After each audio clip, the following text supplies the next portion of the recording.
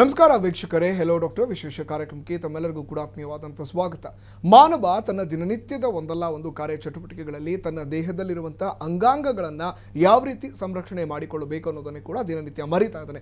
ಇತ್ತೀಚಿನ ದಿನಗಳಂತೂ ಕೂಡ ಸಾಕಷ್ಟು ಆಧುನಿಕತೆಗೆ ಒತ್ತನ್ನು ಕೊಡುವ ನಿಟ್ಟಿನಲ್ಲಿ, ಜೊತೆಗೆ ನಾವೊಂದಷ್ಟು ಬದಲಾವಣೆಯ ಜೀವನವನ್ನು ಹೊಂದಿಕೊಂಡಿರುವಂಥ ಹಿನ್ನೆಲೆಯಲ್ಲಿ ನಮ್ಮ ದೇಹದಲ್ಲಿರುವಂಥ ಒಂದಷ್ಟು ಅಂಗಾಂಗಗಳನ್ನು ಸಂರಕ್ಷಣೆ ಮಾಡೋದಲ್ಲೂ ಕೂಡ ನಾವು ವಿಫಲರಾಗ್ತಾ ಇದ್ದೀವಿ. ಇದರ ಪರಿಣಾಮವಾಗಿ ಸಾಕಷ್ಟು ಆರೋಗ್ಯ ಸಮಸ್ಯೆಗಳನ್ನು ದಿನನಿತ್ಯ ಎದುರಿಸ್ತಾ ಇದ್ದು, ಇಂದು ಪ್ರಮುಖವಾಗಿ ನಾವು ಮೊನ್ನೆ ತಾನೇ ಹೇಳಬೇಕು ಅಂದ್ರೆ ಏಪ್ರಿಲ್ 19ರಂದು ವರ್ಲ್ಡ್ ಲಿವರ್ ಡೇ, ವಿಶ್ವ ಲಿವರ್ ದಿನವನ್ನ ಕೂಡ ನಾವು ಆಚರಣೆ ಮಾಡಿದ್ವಿ. ಈ ನಿಟ್ಟಿನಲ್ಲಿ ಜನರಿಗೆ ಮಾನವನ ಪ್ರಮುಖ ದೇಹದಲ್ಲಿ ಅಂಗವಾಗಿರುವಂತಹ ಲಿವರ್ನ ಬಗ್ಗೆ ಎಷ್ಟು ತಿಳುವಳಿಕೆ ಇದೆ, ಅದು ಯಾವ ರೀತಿಯಾದಂತಹ ಕಾರ್ಯಚಟುವಟಿಕೆಯನ್ನ ಮಾನವನ ದೇಹದಲ್ಲಿ ನಿರ್ವಹಿಸುತ್ತೆ, ಜೊತೆಗೆ ಅದು ಯಾವ ರೀತಿಯಾದಂತಹ ಕಾರ್ಯಚಟುವಟಿಕೆಗಳಿಗೆ ಎತ್ತಿದ ಕೈ, ಎಲ್ಲ ಒಂದು ಮಾಹಿತಿಗಳನ್ನು ನಿಮ್ಮ ಮುಂದೆ ತೆರೆದಿಡ್ತೀವಿ. ಜೊತೆಗೆ ಅದರಿಂದ ಏನಾದರೂ ಲಿವರ್ಗೆ ಡ್ಯಾಮೇಜ್ ಆಗಿರ್ಬೋದು, ಅದರಿಂದ ಆಗುವಂಥ ಒಂದಷ್ಟು ಆರೋಗ್ಯ ಸಮಸ್ಯೆಗಳು ಯಾವ ರೀತಿ ವಿಪರೀತವಾದ ಮನುಷ್ಯನನ್ನ ಕಾಡಬಹುದು, ಈ ಕುರಿತಾದಂಥ ಸಂಪೂರ್ಣ ಮಾಹಿತಿಯನ್ನು ನಿಮ್ಮ ಮುಂದೆ ತೆರೆದಿಡ್ತೀವಿ. ಇದುವೇ ಹೊತ್ತಿನ ವಿಶೇಷ.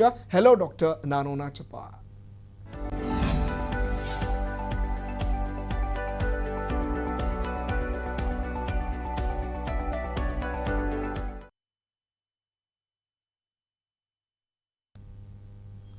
ಹಾಗಿದ್ರೆ ಸದ್ಯ ಮೈಸೂರಿನ ಪ್ರತಿಷ್ಠಿತ ಆಸ್ಪತ್ರೆಗಳಲ್ಲಿ ಒಂದಾದಂಥ ನಾರಾಯಣ ಹೃದಯಾಲಯದಲ್ಲಿ ಯಾವ ರೀತಿಯಾದಂಥ ಸೂಕ್ತ ಚಿಕಿತ್ಸೆಗಳು ಲಭ್ಯವಿದೆ, ಜೊತೆಗೆ ಯಾವೆಲ್ಲ ರೀತಿಯಾದಂಥ ಒಂದಷ್ಟು ಸೌಲಭ್ಯಗಳನ್ನು ನಾರಾಯಣ ಹೃದಯಾಲಯ ಹೊಂದಿದೆ, ಈ ಕುರಿತಾದಂಥ ಒಂದು ವಿವರ ಇಲ್ಲಿದೆ.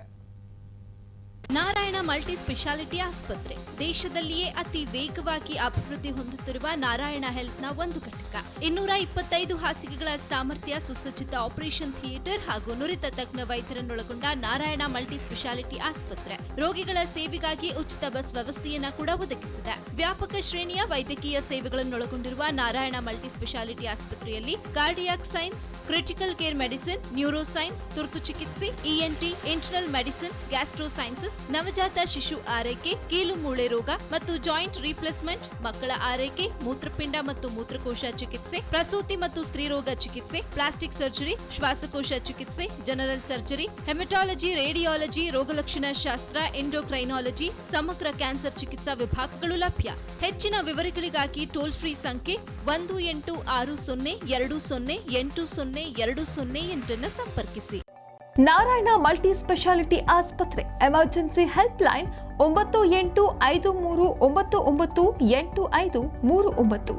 ನಮ್ಮಲ್ಲಿ ಸಂಪೂರ್ಣ ಸುಸಜ್ಜಿತ ಬಿಎಲ್ಎಸ್ ಆಂಬ್ಯುಲೆನ್ಸ್ಗಳು, ವೈದ್ಯರಿಂದ ಲೈವ್ ಮಾನಿಟರಿಂಗ್, ಕೋವಿಡ್ ಸುರಕ್ಷತೆ ಹಾಗೂ ನಿರೋಧಕ ಕ್ರಮಗಳು, 24/7 ಸಹಾಯವಾಣಿ, ಪ್ಯಾರಾಮೆಡಿಕಲ್ ಸಪೋರ್ಟ್, ಎಲ್ಲ ಸರ್ಕಾರಿ ಯೋಜನೆಗಳು ಅನ್ವಯವಾಗುತ್ತೆ. ಈ ಸೇವೆಗಳು ಮೈಸೂರು, ಕೊಳ್ಳೇಗಾಲ, ಕೆಆರ್ಪೇಟೆ, ನಾಗಮಂಗಲ, ಗುಂಡ್ಲುಪೇಟೆ, ಮಡಿಕೇರಿ, ಗೋಣಿಕೊಪ್ಪ, ಎಚ್ಡಿ ಕೋಟೆಯಲ್ಲಿ ಲಭ್ಯವಿದೆ.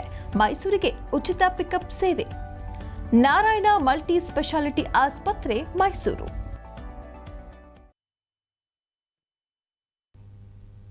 ಈ ಕುರಿತು ಇಂದು ಮಾತನಾಡಲು ನನ್ನೊಂದಿಗೆ ಪ್ಯಾನಲ್ ಅಲ್ಲಿ ವೈದ್ಯರು ಕೂಡ ಜಾಯ್ನ್ ಆಗಿರುವಂಥದ್ದು. ಇನ್ನು doctor Arvind, surgical gastroenterologist and laparoscopic surgeon, Narayana Hrudayalaya Mysuru, ಇವರು ಕೂಡ ಜಾಯ್ನ್ ಆಗಿದ್ದಾರೆ. ಸರ್, ಕಾರ್ಯಕ್ರಮಕ್ಕೆ ಆತ್ಮೀಯವಾದಂಥ ಸ್ವಾಗತ. ಎಸ್ ಡಾಕ್ಟರ್, ನೀವಾಗಲೇ ಕೂಡ ಹೇಳಿದೆ, ಮಾನವನ ದೇಹದಲ್ಲಿರುವಂಥ ಪ್ರಮುಖ ಅಂಗಗಳಲ್ಲಿ ಲಿವರ್ ಬಹುಮುಖ್ಯವಾದಂಥ ಅಂಗ ಅಂತ. ಹಾಗಿದ್ರೆ ಮಾನವನ ದೇಹದಲ್ಲಿ ಆರೋಗ್ಯವಾಗಿದೆ ಅಂತ ಹೇಳೋದಕ್ಕೆ ಲಿವರ್ ಯಾವ ರೀತಿಯಾಗಿ ಕಾರ್ಯವನ್ನು ನಿರ್ವಹಿಸುತ್ತೆ? ಮೊದಲನೇದಾಗಿ ಅದಕ್ಕಿಂತ ಮುಂಚೆ ಲಿವರ್ ಒಂದು ಬಹುಮುಖ್ಯವಾದ ಅಂಗವಾಗಿದ್ದು ಹಲವಾರು ಕೆಲಸ ಕಾರ್ಯಗಳನ್ನು ನಿರ್ವಹಿಸುತ್ತೆ. ನಾವು ಪ್ರತಿ ವರ್ಷ ಏಪ್ರಿಲ್ 19ರಂದು ವಿಶ್ವ ಲಿವರ್ ದಿನಾಚರಣೆಯನ್ನು ಆಚರಿಸ್ತಾ ಇದ್ದೀವಿ. ಇದರ ಮುಖ್ಯ ಉದ್ದೇಶ ಅಂತ ಹೇಳಿದ್ರೆ ಜನರಿಗೆ ಲಿವರ್ ರೋಗಗಳ ಬಗ್ಗೆ ಅಥವಾ ಕಾಯಿಲೆಗಳ ಬಗ್ಗೆ ಅರಿವನ್ನು ಮೂಡಿಸೋದು, ಹಾಗೂ ಆ ರೋಗಗಳು ಬರದ ರೀತಿ ಹೇಗೆ ಮುನ್ನೆಚ್ಚರಿಕೆ ಕ್ರಮವನ್ನು ವಹಿಸಬೇಕು ಅಂತ ತಿಳಿಸ್ಕೊಡೋದು, ಇದೇ ಈ ದಿನದ ಮುಖ್ಯ ಉದ್ದೇಶ ಆಗಿರುತ್ತೆ. ಹಾಗೂ ಈ ವರ್ಷದ ಥೀಮ್ ಅಂದ್ರೆ ಧ್ಯೇಯವನ್ನು ನೋಡೋದಾದ್ರೆ ರೋಗಮುಕ್ತ ಹಾಗೂ ಆರೋಗ್ಯಕರ ಲಿವರ್, ಇದು ಈ ವರ್ಷದ ಥೀಮ್. ಓಕೆ, ಇಯರ್ಲಿ ವೈಸು ನೀವು ಥೀಮನ್ನು ಹೇಳಿದ್ರೆ, ಇವಾಗ ಆರೋಗ್ಯಯುಕ್ತ ಲಿವರ್ ಅಂತ. ಖಂಡಿತ ಎಲ್ಲರಲ್ಲೂ ಕೂಡ ಲಿವರ್ಗೆ ಎಷ್ಟು ಪ್ರಾಮುಖ್ಯತೆ ಅನ್ನೋದು ಗೊತ್ತಿರೋದಿಲ್ಲ. ಲಿವರ್ ಒಂದು ಅಂಗ ಅಂತ ಅನ್ಕೊಂಡಿರ್ತಾರೆ, ಆದರೆ ಮಾನವನ ದೇಹಕ್ಕೆ ಲಿವರ್ಗೆ ಎಷ್ಟು ಮುಖ್ಯವಾಗುತ್ತೆ? ಲಿವರ್ ಒಂದು ದೊಡ್ಡ ಅಂಗವಾಗಿದ್ದು ಇದು ಹೊಟ್ಟೆಯ ಬಲಭಾಗದಲ್ಲಿರುವಂತಹ ಒಂದು ಪ್ರಮುಖವಾದ ಅಂಗವಾಗಿದೆ. ಇದು ಅರೌಂಡ್ 1 ರಿಂದ 1.5 kg ತೂಕವನ್ನು ಉಳ್ಳದಾಗಿದ್ದು ಹಲವಾರು ಸಂಕೀರ್ಣ ಕಾರ್ಯಗಳನ್ನು ನಿರ್ವಹಿಸುತ್ತದೆ. ಮುಖ್ಯವಾಗಿ ಹೇಳೋದಾದ್ರೆ ಕೆಲವೊಂದು ಅಂಶಗಳನ್ನು ಉತ್ಪತ್ತಿ ಮಾಡೋದಿರೋದಾಗ್ಲಿ, ಅಥವಾ ಕೆಲವು ವಿಷಕಾರಿ ಅಂಶಗಳನ್ನು ದೇಹದಿಂದ ತೆಗೆಯೋದಾಗ್ಲಿ, ಅಥವಾ ಮೆಟಬಾಲಿಸಮ್ ಅಥವಾ ಡೈಜೆಷನ್ಗೆ ಹೆಲ್ಪ್ ಮಾಡೋದು, ಇನ್ನೂ ಹಲವಾರು ಕಾರ್ಯಕ್ರಮಗಳನ್ನು ಮಲ್ಟಿ ಟಾಸ್ಕ್ ಅಂತ ಕೂಡ ಹೇಳ್ಬೋದಾಗಿತ್ತು ಲಿವರ್ನ. ನಾವು ಹಾಗೆ ನೋಡೋದಾದ್ರೆ ನಾವು ಏನೇ ತಿಂದರೂ ಪ್ರತಿಯೊಂದು ಅಂಶನೂ ಲಿವರ್ ಥ್ರೂ ಹೋಗಲೇಬೇಕು. ಅದು ಸಾಲಿಡ್ ಫುಡ್ ಆಗಿರ್ಬೋದು ಅಥವಾ ಲಿಕ್ವಿಡ್ ಏನೇ ತಗೊಂಡ್ರು ಲಿವರ್ ಥ್ರೂ ಹೋಗೇ ಹೋಗುತ್ತೆ. ಸೊ ಹಾಗೆ ನೋಡೋದಾದ್ರೆ ಲಿವರ್ ಎಷ್ಟು ಇಂಪಾರ್ಟೆಂಟ್ ದೇಹಕ್ಕೆ ಅಂತ ತಿಳ್ಕೊಬಹುದು ನಾವು. ಇಂಪಾರ್ಟೆಂಟ್ ಅಂದರೆ ಯಾವ ಅಂಶಗಳನ್ನು ಲಿವರ್ ಉತ್ಪತ್ತಿ ಮಾಡುತ್ತೆ ಅನ್ನೋದು ನೋಡೋದಾದರೆ ಮುಖ್ಯವಾಗಿ ಪ್ರೋಟೀನ್ ಅಥವಾ ಆಲ್ಬ್ಯೂಮಿನ್ ಅಂತ ಏನು ಕರಿತೀವಿ ದೇಹದಲ್ಲಿ, ಅದು ಲಿವರಿಂದ ಬರುವಂಥ ಒಂದು ಪ್ರಮುಖವಾದ ಅಂಶ. ಅದು ಬ್ಲಡ್ ಅಥವಾ ಬ್ಲಡ್ಡಲ್ಲಿರುವಂಥ ಒಂದು ಪ್ರಮುಖವಾದ ಪ್ರೋಟೀನ್ ಆಲ್ಬ್ಯೂಮಿನ್ ಉತ್ಪತ್ತಿಗೆ ಸಹಕಾರಿಯಾಗುತ್ತದೆ. ಇದು ಬ್ಲಡ್ ಪ್ರೆಷರ್ ಮತ್ತು ಇನ್ನಿತರ ಕಾರ್ಯಗಳನ್ನು ಕೂಡ ನಿರ್ವಹಿಸುತ್ತದೆ. ಸೊ ಇತರೆ ಲಿವರಿಂದ ಸೆಕ್ರೀಷನ್ಸ್ ಅಂದರೆ ಉತ್ಪತ್ತಿ ಆಗುವಂಥ ಅಂಶಗಳಂದರೆ ಕ್ಲಾಟಿಂಗ್ ಫ್ಯಾಕ್ಟರ್ಸ್. ಫಾರ್ ಎಕ್ಸಾಂಪಲ್ ಉದಾಹರಣೆ ನೋಡೋದಾದರೆ, ಈಗ ನಮಗೆಲ್ಲಾದರೂ ಡ್ಯಾಮೇಜ್ ಆಗುತ್ತೆ ಅಥವಾ ಕಟ್ ಆಗುತ್ತೆ, ಬ್ಲೀಡಿಂಗ್ ಆಗ್ತಾ ಇರುತ್ತೆ, ರಕ್ತಸ್ರಾವ ಆಗ್ತಾ ಇರುತ್ತೆ, ಸ್ವಲ್ಪ ಹೊತ್ತು ಬಿಟ್ಟು ನೋಡಿದ್ರೆ ರಕ್ತ ಹೆಪ್ಪುಗಟ್ಟಿ ಸ್ಟಾಪ್ ಆಗುತ್ತೆ. ಸೊ ಅದು ಹೇಗಾಗುತ್ತೆ, ರಕ್ತ ಹೇಗೆ ಹೆಪ್ಪುಗಟ್ಟುತ್ತೆ, ಅದಕ್ಕೆ ಬೇಕಾದಂಥ ಒಂದು ಪ್ರಮುಖವಾದ ಏನು ಅಂಶಗಳಿರುತ್ತೆ ಅದು ಲಿವರಿಂದ ಉತ್ಪತ್ತಿ ಆಗುತ್ತದೆ. ಸೊ ಅದು ಉತ್ಪತ್ತಿ ಆಗೋದ್ರಿಂದ ನಾರ್ಮಲ್ ಆಗಿ ಏನು ಉತ್ಪತ್ತಿ ಆಗುತ್ತೆ ಅದು ಬ್ಲೀಡಿಂಗ್ ಆದ ತಕ್ಷಣ ಅದರ ಕಾರ್ಯಚಟುವಟಿಕೆ ಫಿಸಿಯಾಲಜಿಕಲ್ ಆಕ್ಟಿವಿಟೀಸ್ ಏನಿರುತ್ತೆ ಅದು ಶುರು ಆಗೋದ್ರಿಂದ ರಕ್ತ ಹೆಪ್ಪುಗಟ್ಟಿ ರಕ್ತಸ್ರಾವ ಆಗೋದನ್ನು ನಿಲ್ಲಿಸ್ತದೆ. ಇದು normal physiological functions of liver ಅಂತ ಹೇಳ್ಬೋದು. ಎಸ್ ವೀಕ್ಷಕರೇ, ಇನ್ನು ನೀವು ಕೂಡ ಈ ಒಂದು ಲಿವರ್ನ ಬಗ್ಗೆ ತಿಳಿದುಕೊಳ್ಳಬೇಕು ಅಥವಾ ನಿಮ್ಮಲ್ಲೂ ಯಾರಾದರೂ ಕೂಡ ಇದಕ್ಕೆ ಸಂಬಂಧಪಟ್ಟಂತ ಕಾಯಿಲೆಯಿಂದ ಬಳಲ್ತಾ ಇದ್ರೆ ಅವರ ಬಗ್ಗೆ ಕೇಳಬೇಕಾದ್ರೆ ಖಂಡಿತ ದೂರವಾಣಿಗೂ ಕೂಡ ಅಂದ್ರೆ ಪರದೆ ಮೇಲೆ ಬರ್ತಾ ಇರುವಂತ ನಂಬರ್ಗೆ ಕರೆ ಮಾಡಿ ನೀವು ಕೂಡ ವೈದ್ಯರೊಂದಿಗೆ ನೇರವಾಗಿ ಮಾತನಾಡಬಹುದು. ಅವರನ್ನ ನೇರವಾಗಿ ಭೇಟಿ ಆಗಬೇಕು ಅಂತ ಹೇಳಿದಾಗ ನಾರಾಯಣ ಹೃದಯಾಲಯದ ಆಸ್ಪತ್ರೆ ನಂಬರ್ಗೂ ಕೂಡ ಕರೆಯನ್ನ ಮಾಡಿ ಅವರ ಒಂದು ಅಪಾಯಿಂಟ್ಮೆಂಟ್ ಅನ್ನು ತೆಗೆದುಕೊಂಡು ನೀವು ಅವರನ್ನ ನೇರವಾಗಿ ಕೂಡ ಭೇಟಿಯಾಗಿ ಸೂಕ್ತ ಚಿಕಿತ್ಸೆಯನ್ನು ಪಡೆದುಕೊಳ್ಳಬಹುದು. ಇನ್ನು ಪ್ರಮುಖವಾಗಿ ನಾರಾಯಣ ಹೃದಯಾಲಯದಲ್ಲಿ ಕೇವಲ ಹೃದಯಕ್ಕೆ ಸಂಬಂಧಪಟ್ಟಂತ ವಿವಿಧ ಅಂಗಾಂಗಗಳಿಗೂ ಕೂಡ ಬೇಕಾದಂತಹ ಸೂಕ್ತ ಚಿಕಿತ್ಸೆಗಳನ್ನ ಅತ್ಯಾಧುನಿಕ ತಂತ್ರಜ್ಞಾನದೊಂದಿಗೆ ಅಳವಡಿಸಲಾಗಿರುವಂತದ್ದು. ಇದರ ಸದುಪಯೋಗವನ್ನ ನೀವು ಕೂಡ ಬಳಸಿಕೊಳ್ಳಬಹುದು. ಎಸ್, ನಮ್ಮ ಮಾತುಕತೆಯನ್ನು ಮುಂದುವರಿಸೋಣ. ಎಸ್, ಡಾಕ್ಟರ್ ಅರವಿಂದ್ ಹೇಳ್ತಾ ಇದ್ರು, ಒಂದೆಡೆ ಯಕೃತ್ ಅಥವಾ ನಾವು ಲಿವರ್ ಅಂತ ಏನ್ ಹೇಳ್ತೀವಿ, ಅದರ ಯಾವುದೇ ಒಂದು ಅಂಗವನ್ನು ತೆಗೆದುಕೊಂಡಾಗ ಅದಕ್ಕೆ ಆರೋಗ್ಯಕರವಾಗಿ ಯಾವ ರೀತಿ ನೋಡ್ಕೊಳ್ಳೋದು ಪ್ರಮುಖ ಅಂಶ ಆಗುತ್ತೆ. ನೀವು ಹೇಳಿದಂತೆ ಕಾರ್ಯಚಟುವಟಿಕೆ ಯಾವ ರೀತಿ ಇರುತ್ತೆ ಅಂತ. ಸೊ ಅದು ಆರೋಗ್ಯವಾಗಿರ್ಬೇಕಂದ್ರೆ ನಾವು ಅದನ್ನ ಯಾವ ರೀತಿ ಪೋಷಿಸಬೇಕಾಗತ್ತೆ? ಅದಕ್ಕಿಂತ ಮುಂಚೆ ಇನ್ನೂ ಒಂದಷ್ಟು ಕೆಲಸ ಕಾರ್ಯಗಳು ಲಿವರ್ ಏನು ಇಂಪಾರ್ಟೆಂಟ್ ಅನ್ನೋದನ್ನ ನಾನು ಹೇಳ್ಬಿಡ್ತೇನೆ. ಇನ್ನೊಂದು ಅಂಶ ಅಂತ ಹೇಳಿದ್ರೆ ಲಿವರಿಂದ ಉತ್ಪತ್ತಿ ಆಗುವಂಥ ಬೈಲ್ ಜ್ಯೂಸ್ ಅಥವಾ ಪಿತ್ತರಸ ಏನು ಹೇಳ್ತೀವಿ, ಇದು ಕೂಡ ಹಲವಾರು ಕೆಲಸ ಕಾರ್ಯಗಳನ್ನು ನಿರ್ವಹಿಸುತ್ತದೆ. ಲಿವರಿಂದ ಏನು ಬೈಲ್ ಜ್ಯೂಸ್ ಅಥವಾ ಪಿತ್ತರಸ ಬರುತ್ತದೆ ಅದು ಇಂಟೆಸ್ಟೈನ್ಗೆ ಎಂಟ್ರಿ ಆಗುತ್ತದೆ. ನಾವು ಯಾವಾಗ ಊಟವನ್ನು ತಗೊಳ್ತೀವಿ, ಎಸ್ಪೆಷಲಿ ಫ್ಯಾಟಿ ಮೀಲ್ಸ್, ಕೊಬ್ಬಿನಾಂಶ ಇರುವಂಥ ಪದಾರ್ಥಗಳನ್ನು ತಗೊಂಡಾಗ ಅದನ್ನು ಡೈಜೆಷನ್ ಮಾಡೋದಕ್ಕೆ ಲಿವರಲ್ಲಿರುವಂಥ ಪಿತ್ತರಸದಲ್ಲಿರುವಂಥ ಅಂಶಗಳು ಪ್ರಮುಖವಾದ ಕೆಲಸವನ್ನು ನಿರ್ವಹಿಸ್ತದೆ. ಒಂದು ಇನ್ನೊಂದು, ಪಿತ್ತರಸದಲ್ಲಿ ಅನೇಕ ವಿಷಕಾರಿ ಅಂಶಗಳು ಏನಿರುತ್ತೆ ಅದು ಸೆಕ್ರೀಷನ್ಸ್ ಆಗಿ ಇಂಟೆಸ್ಟೈನ್ ಮುಖಾಂತರ ಮಲದಲ್ಲಿ ಎಕ್ಸ್ಕ್ರೀಟ್ ಆಗಿ ಹೋಗುತ್ತದೆ. ಅದು ಒಂದು ಪ್ರಮುಖವಾದ ಅಂಶ. ಇನ್ನು ಬೇರೆ ಕೆಲಸಗಳನ್ನು ನೋಡೋದಾದ್ರೆ ಸ್ಟೋರೇಜ್ ಫಂಕ್ಷನ್ ಅಂತಂದ್ರೆ ಏನು ಉತ್ಪತ್ತಿ ಆಗುತ್ತೆ ದೇಹದಲ್ಲಿ ಅದನ್ನ ಸ್ಟೋರ್ ಮಾಡಿ ಇಟ್ಕೊಳ್ಳೋದು. ಫಾರ್ ಎಕ್ಸಾಂಪಲ್ ಕಾರ್ಬೋಹೈಡ್ರೇಟ್ಸ್ ಆಗಿರ್ಬೋದು, ಗ್ಲೂಕೋಸ್ ಅಥವಾ ಗ್ಲೈಕೋಜನ್ ಅಥವಾ ಕೆಲವು ವೈಟಮಿನ್ಸ್. ಫಾರ್ ಎಕ್ಸಾಂಪಲ್ ಉದಾಹರಣೆ ನೋಡೋದಾದ್ರೆ, ಊಟ ಮಾಡಿರ್ತೀವಿ, ಬೆಳಗ್ಗೆ ತಿಂಡಿ ತಿಂದು ಹೊರಗಡೆ ಎಲ್ಲ ಹೋಗಿರ್ತೀವಿ, ಮಧ್ಯಾಹ್ನ ಊಟ ಮಾಡೋದಕ್ಕೆ ಟೈಮ್ ಸಿಗಲ್ಲ ಅಥವಾ ಏನೋ ಕೆಲಸ ಕಾರ್ಯಗಳಿಂದ ಊಟ ಮಾಡಕ್ ಆಗಲ್ಲ. ಸೊ ಅವಾಗ ಏನಾಗುತ್ತೆ, ಸುಸ್ತಾಗಕ್ಕೆ ಶುರು ಆಗುತ್ತೆ. ಬಟ್ ಅದೇ ಸ್ವಲ್ಪ ಹೊತ್ತು ಬಿಟ್ಟು ನೋಡಿದ್ರೆ ಮತ್ತೆ ಓಕೆ ನಾವು ಏನೋ ಅಡ್ಜಸ್ಟ್ ಆಗುತ್ತೆ. ಅದು ಹೇಗಾಯ್ತು ಆಗ ನೋಡೋದಾದ್ರೆ ಲಿವರಲ್ಲಿ ಏನು ಎಕ್ಸ್ಟ್ರಾ ನಾವು ತಿಂದಿದ್ದು ಅಥವಾ ಕಾರ್ಬೋಹೈಡ್ರೇಟ್ಸ್ ಏನು ಜಾಸ್ತಿ ಇರುತ್ತೆ ಅದು ಸ್ವಲ್ಪ ಗ್ಲೈಕೋಜನ್ ಆಗಿ ಕನ್ವರ್ಟ್ ಆಗಿ ಸ್ಟೋರೇಜ್ ಆಗಿರುತ್ತೆ. ನಮ್ಗೆ ಯಾವಾಗ ಗ್ಲೂಕೋಸ್ ಲೆವೆಲ್ ಬ್ಲಡ್ ಅಲ್ಲಿ ಕಡಿಮೆ ಆಗುತ್ತೆ ಅವಾಗ ಆ ಗ್ಲೈಕೋಜನ್ ಗ್ಲೂಕೋಸ್ ಆಗಿ ಕನ್ವರ್ಟ್ ಆಗಿ ಬ್ಲಡ್ಗೆ ರಿಲೀಸ್ ಆಗೋದ್ರಿಂದ ನಮ್ಮ ಗ್ಲೂಕೋಸ್ ಲೆವೆಲ್ ಮೇಂಟೈನ್ ಆಗುತ್ತೆ. ಸೊ ಅವಾಗ ನಾವೇನ್ ಫೀಲ್ ಮಾಡ್ತೀವಿ, ಓಕೆ ನಾವು ಇವಾಗ ನಾವು ಆರಾಮಾಗಿ ಶುರುವಲ್ಲಿ ಅನ್ಸುತ್ತೆ ಸುಸ್ತಾಗ್ತಾ ಇದೆ ಅಂತ, ಸ್ವಲ್ಪ ಹೊತ್ತು ಬಿಟ್ರೆ ಓಕೆ ಸರಿ ಆಗುತ್ತೆ. ಅದು ಒಂದು ಲಿವರ್ನ ಇನ್ನೊಂದು ಪ್ರಮುಖವಾದ ಅಂಶ. ವೈಟಮಿನ್ಸ್ ಜಾಸ್ತಿ ಇದ್ದಾಗ ಅದನ್ನ ಸ್ಟೋರ್ ಮಾಡಿ ಇಟ್ಕೊಳ್ಳುತ್ತೆ, ಬೇಕಾದಾಗ ರಿಲೀಸ್ ಮಾಡೋದು ಇನ್ನೊಂದು ಅಂಶ. ಹಾಗೆ ನೋಡೋದಾದ್ರೆ ಇಮ್ಯುನಿಟಿ ಅಂತಂದ್ರೆ ರೋಗ ನಿರೋಧಕ ಶಕ್ತಿ. ಅನೇಕ ರೋಗಾಣುಗಳು ಅಥವಾ ಟಾಕ್ಸಿಕ್ ಸಬ್ಸ್ಟೆನ್ಸಸ್ ಅಥವಾ ಪದಾರ್ಥಗಳು ಏನು ದೇಹಕ್ಕೆ ಬರುತ್ತವೆ ಅದನ್ನ ಕೂಡ ತೆಗೆಯೋದ್ರಲ್ಲಿ ಲಿವರ್ ಪ್ರಮುಖವಾದ ಕೆಲಸವನ್ನು ಮಾಡುತ್ತದೆ.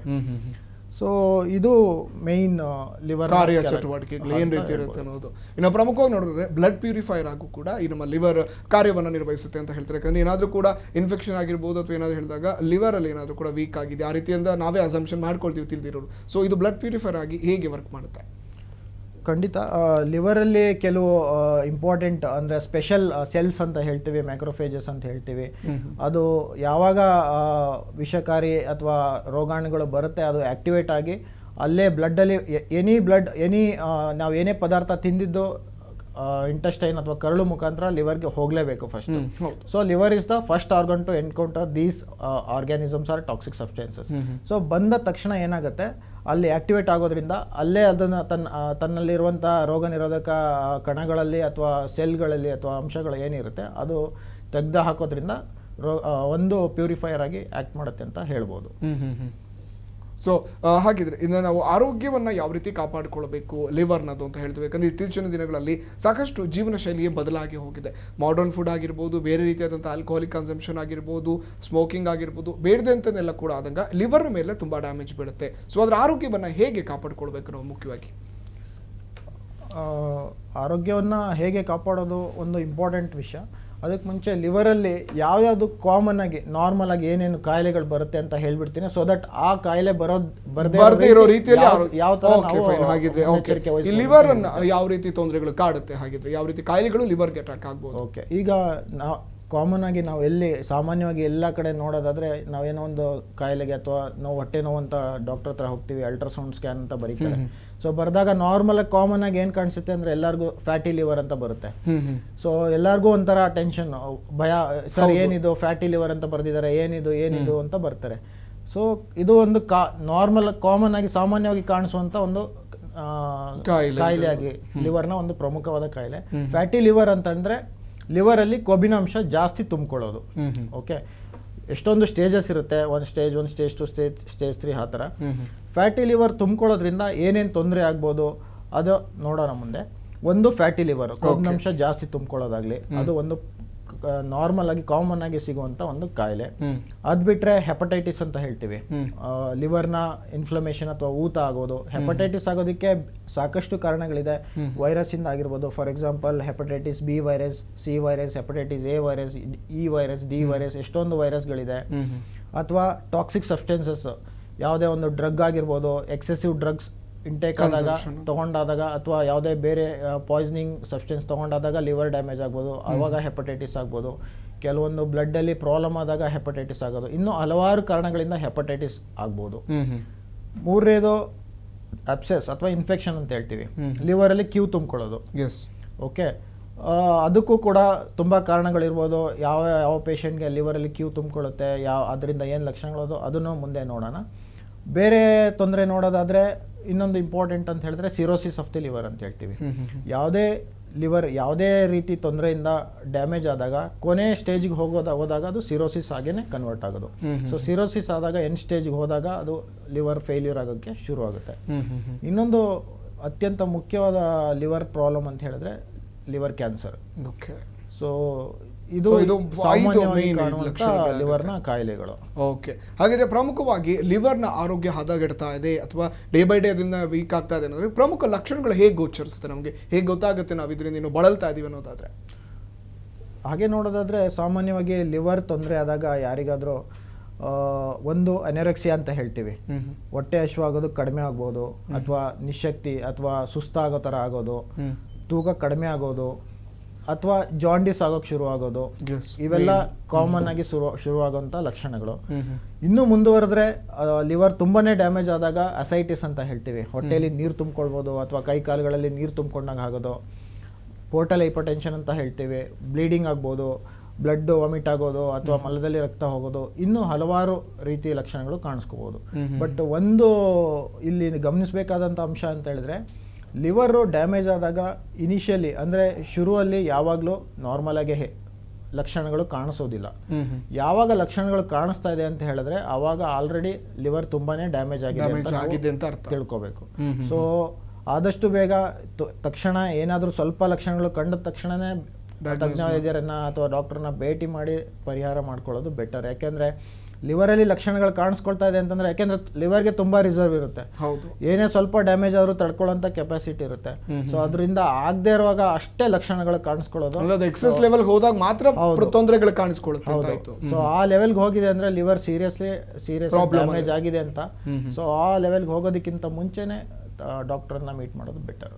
ಓಕೆ, ಖಂಡಿತ ವೀಕ್ಷಕರೇ. ಹಾಗಿದ್ರೆ ಒಂದಷ್ಟು ಲಕ್ಷಣಗಳು ಕೂಡ ನಿಮ್ಮಲ್ಲಿ ಕಾಣಿಸ್ಕೊಂಡಂತ ಬೆನ್ನಲ್ಲೇ ಇವಾಗ ವೈದ್ಯರು ಕೂಡ ಅದನ್ನ ಹೇಳ್ತಾ ಇದ್ರು.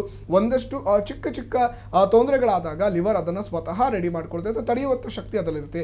ಅದು ಅತಿರೇಕಕ್ಕೆ ಹೋದಾಗ ಅಥವಾ ಎಕ್ಸ್ಟ್ರೀಮ್ ಲೆವೆಲ್ ಅನ್ನ ರೀಚ್ ಆದಾಗ ಮಾತ್ರ ಅದರಿಂದ ತೊಂದರೆಗಳು ಹೆಚ್ಚಾಗಿ ಕಂಡು ಬರುತ್ತೆ. ಅಂತಹ ಸಂದರ್ಭದಲ್ಲಿ ಹತ್ತಿರದ ವೈದ್ಯರನ್ನ ಆದಷ್ಟು ಬೇಗ ಸೂಕ್ತವಾಗಿ ಚಿಕಿತ್ಸೆನ ಪಡೆದುಕೊಂಡಲ್ಲಿ ಖಂಡಿತ ಲಿವರ್ ಅನ್ನ ಕೂಡ ನಾವು ಆರೋಗ್ಯಯುಕ್ತವಾಗಿ ಇಟ್ಕೋಬಹುದು. ಮಾತುಕತೆಯನ್ನು ಮುಂದುವರಿಸೋಣ. ಇನ್ನು ನೀವು ಕೂಡ ಈ ಕುರಿತಾಗಿ ಏನಾದರೂ ಪ್ರಶ್ನೆಗಳನ್ನ ಕೇಳಬೇಕು ಅಂತ ಹೇಳಿದ್ರೆ ಪರದೆ ಮೇಲೆ ಬರ್ತಾ ಇರುವಂತ ನಂಬರ್ಗೆ ಕರೆ ಮಾಡಿ ನೀವು ಕೂಡ ನೇರವಾಗಿ ಮಾತಾಡಬಹುದು. ಇನ್ನು ವೈದ್ಯರನ್ನ ನೇರವಾಗಿ ಭೇಟಿ ಆಗಬೇಕು ಅಂತ ಹೇಳಿದಾಗ ನಾರಾಯಣ ಹೃದಯಾಲಯ ಆಸ್ಪತ್ರೆಯ ನಂಬರ್ಗೆ ಕರೆಯನ್ನ ಮಾಡಿ ಅಪಾಯಿಂಟ್ಮೆಂಟ್ ಅನ್ನ ತೆಗೆದುಕೊಂಡು ಖಂಡಿತ ನೀವು ಕೂಡ ಅಲ್ಲಿ ಬೇರೆ ರೀತಿಯಾದಂತಹ ವಿವಿಧ ಆರೋಗ್ಯ ಸಮಸ್ಯೆಗಳಿಗೂ ಕೂಡ ಉತ್ತಮ ಚಿಕಿತ್ಸೆಯನ್ನು ಪಡೆದುಕೊಳ್ಳಬಹುದು. ಮಾತುಕತೆಯನ್ನು ಮುಂದುವರಿಸೋಣ. ಎಸ್ ಡಾಕ್ಟರ್ ಹೇಳ್ತಾ ಇದ್ರಿ ಒಂದು 5 ತರದ ತೊಂದರೆಗಳನ್ನ ಕಾಣುತ್ತೆ ಅಂತ ಹೇಳ್ತಾ ಇದ್ದಾರೆ. ಸೊ ಅದನ್ನ ಮೊದಲು ಗಮನಿಸ್ತಾ ಹೋಗುತ್ತೆ. ಫ್ಯಾಟಿ ಲಿವರ್ ಮೊದಲಿಗೆ ಬರುತ್ತೆ, ಫ್ಯಾಟಿ ಲಿವರ್ ಅಂತ ಹೇಳಿದ್ವಿ. ಸೊ ಹೇಗಿರುತ್ತೆ, ವಾಟ್ಸ್ ದ ನಾವು ಹೇಳಿದ್ರೆ ಸಿಂಪ್ಟಮ್ಸ್ ಹೇಗಿರುತ್ತೆ, ಅದರ ಗುಣಲಕ್ಷಣಗಳು ಯಾವ ರೀತಿ ಇರುತ್ತೆ ಫ್ಯಾಟಿ ಲಿವರ್ದು?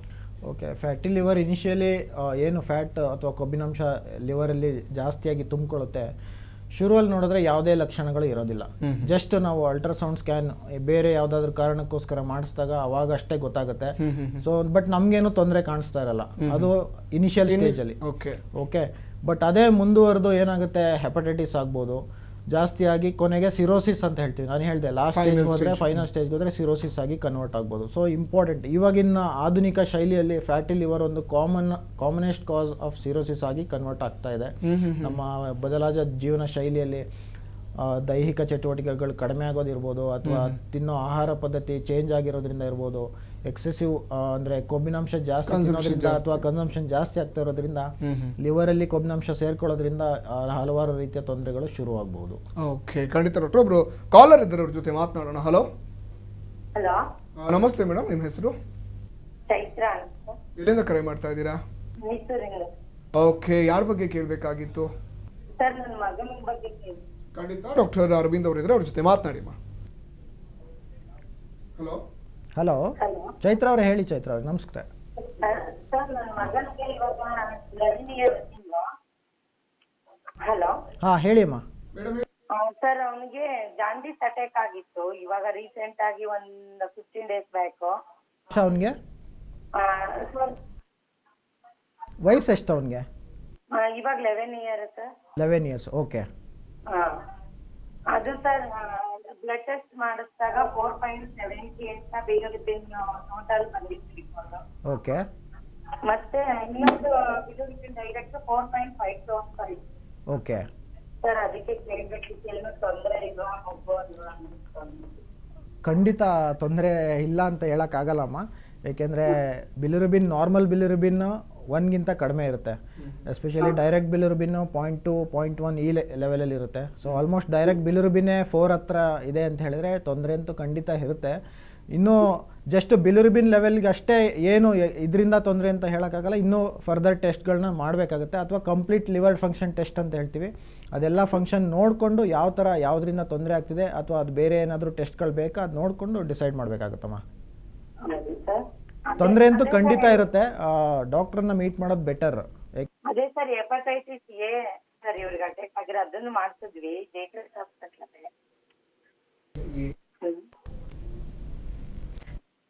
ಆಗಿದ್ರೆ ಓಕೆ, ಆಲ್ರೆಡಿ ಡಯಾಗ್ನೋಸ್ ಆಗಿದೆ ಅಂತ ಹೇಳಿದ್ರೆ ಯೂಶಲಿ ಫುಡ್ ಪಾಯ್ಸನಿಂಗ್ ಅಥವಾ ಅದರಿಂದ ಆಗಿರೋ ಚಾನ್ಸಸ್ ಇರುತ್ತೆ. ಸೊ ಹೆಪಟೈಟಿಸ್ ಎ ಕಂಟ್ರೋಲ್ ಆಗ್ತಾ ಇದೆ, ಓಕೆ, ಸಿಂಪ್ಟಮ್ಸ್ ಎಲ್ಲ ರೋಗ ಲಕ್ಷಣಗಳೆಲ್ಲ ಕಡಿಮೆ ಆಗ್ತಾ ಇದೆ ಅಂತಂದರೆ ಏನೂ ತೊಂದರೆ ಆಗಲ್ಲ. ಬೇರೆ ಏನಾದರೂ ರೋಗ ಲಕ್ಷಣಗಳು ಕಡಿಮೆ ಆಗ್ತಿಲ್ಲ ಅಂತ ಹೇಳಿದ್ರೆ ಮತ್ತೆ ತಜ್ಞ ವೈದ್ಯರನ್ನ ಭೇಟಿ ಮಾಡೋದು ಮುಖ್ಯವಾಗುತ್ತೆ. ಕಮ್ಮಿ ಆಗ್ತಿದೆ, ದಿನ ಅವನಿಗೆ ಕಮ್ಮಿ ಆಗ್ತಿದೆ ಅಂದ್ರೆ ಲೈಟ್ ಆಗಿ ಊಟ ತಿಂತಿದ್ದಾನೆ, ಜಾಸ್ತಿ ಏನು ತಿನ್ನಲ್ಲ. ಅದಕ್ಕೆ ಅಲ್ಲ, ಅದು ಶುರುವಲ್ಲಿ ಆಗಿರುತ್ತೆ. ಯಾಕೆಂದರೆ ಹೊಟ್ಟೆ ಶೂ ಕಡಿಮೆ ಆಗೋದು, ಸುಸ್ತಾಗೋದು, ಇದೆಲ್ಲ ರೋಗ ಲಕ್ಷಣಗಳು ಇರುತ್ತೆ. ಬಿಲಿರುಬಿನ್ ಲೆವೆಲ್ ಅಥವಾ ಲಿವರ್ನ ಕೆಲಸ ಹಾಗೆ ವಾಪಸ್ ಶುರು ಆದಮೇಲೆ ಇವೆಲ್ಲ ನಾರ್ಮಲ್ ಆಗಕ್ಕೆ ಶುರು ಆಗುತ್ತಮ್ಮ. ಹೌದಾ ಸರ್? ಇದು ಇವಾಗ ಬಿಲಿರುಬಿನ್ ಟೋಟಲ್ ಕಮ್ಮಿ ಆಗಿದ್ರೆ ಏನು ಪ್ರಾಬ್ಲಮ್ ಆಗಲ್ಲ ಲಿವರ್ಗೆ? ಹೇಗೆ ವಾಪಸ್ ನಾರ್ಮಲ್ ಕೆಲಸ ಶುರು ಮಾಡುತ್ತೆ, ಆ ಕ್ಷಣದಿಂದ ಬಿಲಿರುಬಿನ್ ಲೆವೆಲ್ ಕಡಿಮೆ ಆಗ್ತಾ ಹೋಗುತ್ತೆ. ಕಡಿಮೆ ಆಗಲಿಲ್ಲ ಅಥವಾ ಜಾಸ್ತಿ ಆಗ್ತಿದೆ ಅಂತಂದರೆ ಬೇರೆ ಏನೋ ತೊಂದರೆ ಇರ್ಬೋದು. ಸೊ ಅದಕ್ಕೆ ಮತ್ತೆ ಪರೀಕ್ಷೆಗಳು ಬೇಕಾಗುತ್ತಮ್ಮ.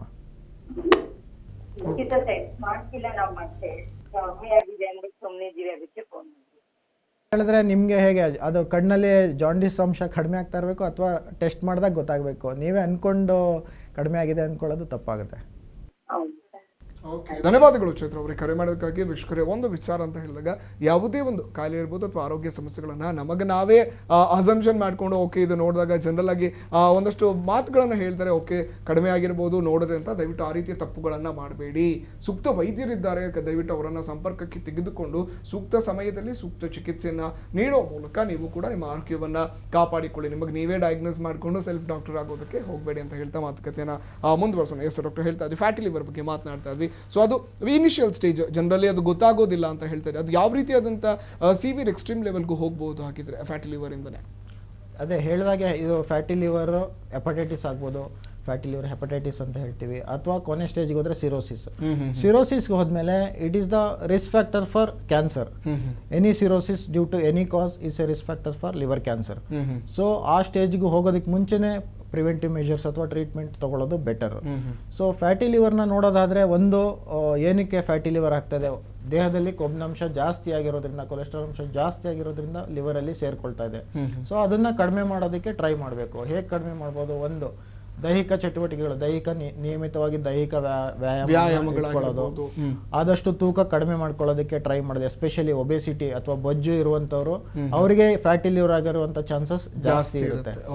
ಅಥವಾ ಶುಗರ್ ಪೇಷಂಟ್, ಡಯಾಬಿಟಿಕ್ ಪೇಷಂಟ್ಸ್ ಏನಿರ್ತಾರೆ ಅವ್ರಿಗೂ ಫ್ಯಾಟಿ ಲಿವರ್ ಆಗುವಂತ ಚಾನ್ಸಸ್ ಜಾಸ್ತಿ ಇರುತ್ತೆ. ಸೊ ಆದಷ್ಟು ಡಾಕ್ಟರ್ಗೆ ತೋರಿಸಿ ಶುಗರ್ನ ಕಂಟ್ರೋಲ್ ಇಟ್ಕೊಳ್ಳೋದು ಕೂಡ ಒಳ್ಳೆಯದು. ಸೊ ಹಾಗೆ ಎಕ್ಸೆಸಿವ್ ಫುಡ್ ಇಂಟೇಕ್ ಅಂದ್ರೆ ಕನ್ಸಂಪ್ಷನ್ ಅಲ್ಲಿ ಚೆನ್ನಾಗಿ ಜಾಸ್ತಿ ತುಪ್ಪ ಅಥವಾ ಬೆಣ್ಣೆ ಈ ತರ ಕೊಬ್ಬಿನಾಂಶ ಇರೋದನ್ನ ತಿನ್ನೋದ್ರಿಂದ ಕೂಡ ಫ್ಯಾಟಿ ಲಿವರ್ ಜಾಸ್ತಿ ಆಗೋ ಚಾನ್ಸಸ್ ಇರುತ್ತೆ. ಸೊ ಆದಷ್ಟು ಅದನ್ನು ನಾರ್ಮಲ್ ಅಥವಾ ಕಡಿಮೆ ಮಾಡೋದು ಬೆಟರ್. ಓಕೆ, ಯಾವುದೇ ಆದ್ರೂ ಕೂಡ ಅತಿ ಆದ್ರೆ ಒಂದಷ್ಟು ತೊಂದರೆನೇ ಯಾವತ್ತೂ. ಬೇರೆ ಹಾಗೆ ನೋಡೋದಾದ್ರೆ ಸೊಪ್ಪಿನ ಅಥವಾ ತರಕಾರಿಗಳು, ಹಣ್ಣುಗಳು, ಫೈಬರ್ಸ್ ಯಾವ್ದ್ರಲ್ಲಿ ಜಾಸ್ತಿ ಇರುವಂತ ಪದಾರ್ಥಗಳು ನಾವು ಕನ್ಸಂಪ್ಷನ್ ಅಥವಾ ತಗೊಳ್ಳೋದ್ರಿಂದ ಸ್ವಲ್ಪ ಕೊಬ್ಬಿನಾಂಶನ ಅಬ್ಸಾರ್ಪ್ಷನ್ ಅಥವಾ ದೇಹಕ್ಕೆ ಸೇರೋದನ್ನ ಕಡಿಮೆ ಮಾಡಬಹುದು. ಓಕೆ, ಖಂಡಿತ ನಿಮ್ಗೆ ನಾನು ಮತ್ತಷ್ಟು ಮಾತುಕತೆನ ಮುಂದುವರಿಸ್ತೀನಿ. ಹಾಗಿದ್ರೆ ಮೊದಲ ಲೆವೆಲ್ ಬಗ್ಗೆ ಮಾತನಾಡಿದ್ವಿ. ಇನ್ನು ಉಳಿದ 4 ಲೆವೆಲ್ ಯಾವ ರೀತಿಯಾದಂಥ ತೊಂದರೆಗಳನ್ನು ಅನುಭವಿಸಬೇಕಾಗುತ್ತೆ ಬಂದಂಥ ಸಂದರ್ಭದಲ್ಲಿ, ಅದಕ್ಕೆ ಯಾವ ರೀತಿಯಾದಂಥ ಮೆಡಿಕಲ್ ಮೆಷರ್ಸ್ಗಳಿದೆ, ಈ ಕುರಿತಾದಂಥ ಮಾಹಿತಿ ನೀಡ್ತೀವಿ ಚಿಕ್ಕ ವಿರಾಮದ ನಂತರ.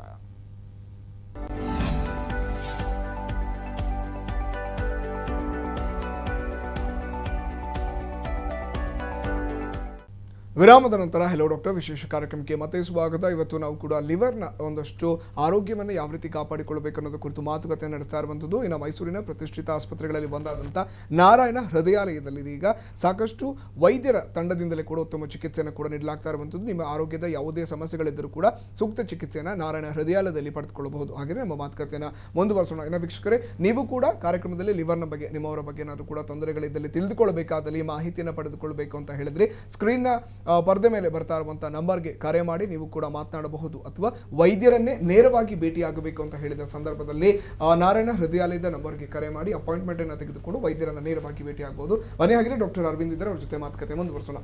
ಎಸ್ ಡಾಕ್ಟರ್ ಅರವಿಂದ್, ಮಾತನಾಡ್ತಾ ಇದ್ದೀವಿ ಫಸ್ಟ್ ಸ್ಟೇಜ್ ಬಗ್ಗೆ ಮಾತನಾಡ್ತಿದ್ವಿ. ಈಗ ನಾವು ಫ್ಯಾಟಿ ಲಿವರ್ ಬಗ್ಗೆ ಆಯಿತು. ಈಗ ನೆಕ್ಸ್ಟ್ ಸ್ಟೇಜ್ಗೆ ಹೋಗ್ತೀವಿ. ನೀವು ಹೇಳಿದೆ ಒಂದು 4 to 5 ಸ್ಟೇಜಸ್ ಇದೆ ಅಂತ. ಸೆಕೆಂಡ್ ಸ್ಟೇಜ್ ಬಂದಾಗ ಹೆಪಟೈಟಿಸ್. ಸೊ ಏನಿದ್ರು ಲಕ್ಷಣ ಏನು? ಹೆಪಟೈಟಿಸ್ ಅಂದ್ರೆ ಏನು? ಹೆಪಟೈಟಿಸ್ ಅಂದರೆ ಲಿವರಲ್ಲಿ ಇನ್ಫ್ಲಮೇಷನ್ ಅಥವಾ ಊತ ಆಗುವಂಥ ಒಂದು ರೋಗ ಪ್ರಕ್ರಿಯೆ. Fatty liver is one cause of hepatitis. Hepatitis ಆಗೋದಕ್ಕೆ ಎಷ್ಟೊಂದು ಕಾರಣಗಳಿದೆ. ಅದರಲ್ಲಿ ಮುಖ್ಯವಾದ ಇನ್ನೊಂದು ಕಾರಣ ಅಂತ ಹೇಳಿದ್ರೆ ವೈರಲ್ ಹೆಪಟೈಟಿಸ್ ಅಥವಾ ವೈರಲ್ ಇನ್ಫೆಕ್ಷನ್ ಇಂದ ಆಗುವಂಥದ್ದು. ಪ್ರಮುಖವಾದ ವೈರಲ್ ಇನ್ಫೆಕ್ಷನ್ ಅಂತ ನೋಡೋದಾದ್ರೆ hepatitis B, hepatitis C, hepatitis A ಇದೆ, ಅಥವಾ ಹೆಪಟೈಟಿಸ್ ಇ ಅಥವಾ ಹೆಪಟೈಟಿಸ್ ಡಿ ಅಂತ ಹೇಳ್ಬೋದು.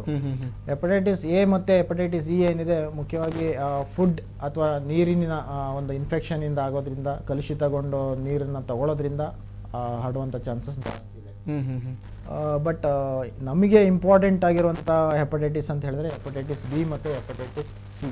ಓಕೆ ಯಾಕೆ ಅಂತ ಹೇಳಿದ್ರೆ ಹೆಪಟೈಟಿಸ್ ಎ ಅಥವಾ ಇ ಆದರೆ ಸ್ವಲ್ಪ ಈಗ ಮುಂಚೆ ಒಂದು ಪೇಷಂಟ್ ಕಾಲ್ ಮಾಡಿದ್ರು, ಅವ್ರ ಮಗನಿಗೆ ಹೆಪಟೈಟಿಸ್ ಎ ಆಗಿದೆ ಅಂತ ಹೇಳಿದ್ರು. ಎ ಆದರೆ ಯೂಶಲಿ ಏನಾಗುತ್ತೆ, ಸ್ವಲ್ಪ ದಿವಸ ಇರುತ್ತೆ, ಆಟೋಮೆಟಿಕ್ ಆಗಿ ಬಾಡಿ ರಿಕವರಿ ಆಗುತ್ತೆ. ಸೊ ರಿಕವರಿ ಆದಾಗ ನಾರ್ಮಲ್ ಆಗ್ತಾರೆ ಪೇಷಂಟ್.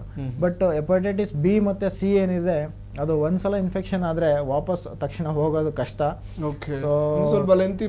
ಹೌದು, ಕ್ರಾನಿಕ್ ಕಂಡೀಷನ್ ಆಗೋ ಚಾನ್ಸಸ್ ಜಾಸ್ತಿ ಇರುತ್ತೆ. ಕ್ರಾನಿಕ್ ಕಂಡೀಷನ್ ಆಯ್ತು ಅಂತ ಹೇಳಿದ್ರೆ, ಆಸ್ ಐ ಟೋಲ್ಡ್ ಮುಂಚೆ ಹೇಳಿದಾಗೆ, ಯಾವುದೇ ಲಿವರ್ ಕ್ರಾನಿಕ್ ಆಗಿ ಡ್ಯಾಮೇಜ್ ಆಯ್ತು ಅಂತ ಹೇಳಿದ್ರೆ ಕೊನೆಗೆ ಸಿರೋಸಿಸ್ ಆಗಿ ಎಂಡ್ ಆಗುತ್ತೆ. ಸಿರೋಸಿಸ್ ಆದರೆ ಅದರಿಂದ ಇಲ್ಲ ಕ್ಯಾನ್ಸರ್ ಆಗುವಂಥದ್ದು ಅಥವಾ ಕಂಪ್ಲೀಟ್ ಲಿವರ್ ಫೇಲಿಯರ್ ಆಗುವಂಥ ಚಾನ್ಸಸ್ ಜಾಸ್ತಿ ಇರುತ್ತೆ. ಓಕೆ, ಒಬ್ರು ಕಾಲರ್ ಇದ್ದಾರೆ ಡಾಕ್ಟರ್, ಜೊತೆ ಮಾತಾಡ್ಬಿಡೋಣ. ಮಂಗಳ ಅಂತ ಮೈಸೂರಿಂದ. ಹಲೋ ಹಲೋ, ನಮಸ್ತೆ ಅಮ್ಮ, ಇಲ್ಲಿಂದ ಕರೆ ಮಾಡ್ತಾ ಇದ್ದೀರಾ? ಓಕೆ, ಡಾಕ್ಟರ್ ಅರವಿಂದ್ ಇದ್ದಾರೆ, ಮಾತನಾಡಿ. ಸರ್ ನಮಗೆ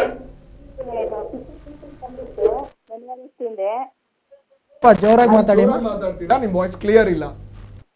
ಏನ್ ಸರ್? ಹೇಳಿ ಹೇಳಿ ಹೇಳಿ, ಇವಾಗ ಹೇಳಿ. ನನ್ಗೆ ಪಿತ್ತಕೋಸ್ತಲ್ ಕಲ್ಲಿತ್ತು. ಹೇಳಿ. ಪಿತ್ತಕೋಸ್ತಲ್ ಕಲ್ಲಿತ್ತು, ಅದನ್ನ ತೆಗ್ದಿದ್ದಾರೆ. ತೆಗ್ದಿದ ಮೇಲೆ ನನ್ಗೆ ವೆಯ್ಟ್ ಜಾಸ್ತಿ ಆಯ್ತಾ ಇದೆ, ಮತ್ತೆ ಗ್ಯಾಸ್ಟ್ರಿಕ್ ಸಮಸ್ಯೆ ಜಾಸ್ತಿ ಆಯ್ತಾ ಇದೆ, ಮತ್ತೆ ಊಟ ಮಾಡಿದ್ರೆ ಜಾಸ್ತಿ ಹೊಟ್ಟೆ ತುಂಬಿದಾಗಿ ಉಸಿರಾಡಕ್ಕೆ ಆಗಲ್ಲ ಸರ್. ಪಿತ್ತಕೋಶದಲ್ಲಿ ಕಲ್ಲಿತ್ತು ಅಂತ ಹೇಳಿದ್ರಿ, ಅದರಿಂದ ನಿಮ್ಗೆ ಏನಾದರೂ ತೊಂದರೆ ಏನಾದರೂ ಆಗ್ತಿತ್ತಾ? ಹೊಟ್ಟೆ ನೋವು ಬರೋದು ಅಥವಾ ಬೇರೆ ಏನಾದರೂ ತೊಂದರೆ ಆಗ್ತಾ ಇತ್ತಮ್ಮ? ವಾಂತಿ ಬರ್ತಿತ್ತು, ಅವಾಗ ಪದೇ ಪದೇ ವಾಶ್ರೂಮ್ಗೆ ಹೋದಂಗೆ ಆಯ್ತಿತ್ತು, ಆ ಥರ ಎಲ್ಲ ಆಯ್ತಿತ್ತು ಸರ್. ಇಲ್ಲಿ ಪಿತ್ತಕೋಶದಲ್ಲಿ ಕಲ್ಲಿದ್ದಾಗ ಎಷ್ಟೊಂದು ಪೇಷಂಟ್ಸ್ಗೆ ತೊಂದರೆ ಇಲ್ಲದೇನೆಂದ್ರೂ ಇರ್ಬೋದು. ಸಾಮಾನ್ಯವಾಗಿ ಪಿತ್ತಕೋಶದಲ್ಲಿ ಕಲ್ಲಿದ್ದಾಗ ನೋವು ಉಂಟಾಗೋದು, ಹೊಟ್ಟೆ ಬಲಭಾಗದಲ್ಲಿ ನೋವು ಬರೋದು ಪ್ರಮುಖವಾದ ಲಕ್ಷಣ. ಇದನ್ನು ತೆಗೆಯೋದ್ರಿಂದ ನಿಮಗೆ ಬೇರೆ ತೊಂದರೆಗಳು ಆಗುತ್ತೆ ಅಂತ ಹೇಳೋಕ್ಕಾಗಲ್ಲ. ನೀವೇನು ಹೇಳ್ತಾ ಇದ್ದೀರಿ ಅದು ಗ್ಯಾಸ್ಟ್ರೈಟಿಸಿಂದ ಆಗಿರೋ ಚಾನ್ಸಸ್ ಕೂಡ ಜಾಸ್ತಿ ಇರುತ್ತಮ್ಮ. ಊಟ ಮಾಡಿದಾಗ ಹೊಟ್ಟೆ ಉಬ್ಬರಣೆ ಆಗೋದು, ಊದ್ಕೊಂಡಂಗೆ ಆಗೋದು, ಇವೆಲ್ಲ ಗ್ಯಾಸ್ಟ್ರೈಟಿಸ್ನ ಲಕ್ಷಣಗಳು. ಅದಕ್ಕೂ ಟ್ರೀಟ್ಮೆಂಟ್ ಬೇಕಾಗುತ್ತೆ ನಿಮಗೆ.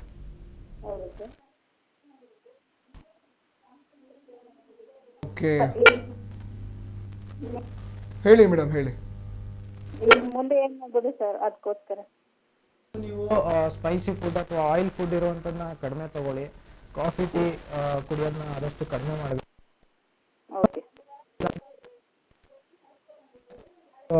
ಡಾಕ್ಟರ್ನ ಭೇಟಿಯಾಗಿ ನಿಮಗೆ ಅಗತ್ಯ ಇರುವಂಥ ಮೆಡಿಕೇಶನ್ಸ್ನ ತಗೊಳ್ಬೋದಮ್ಮ.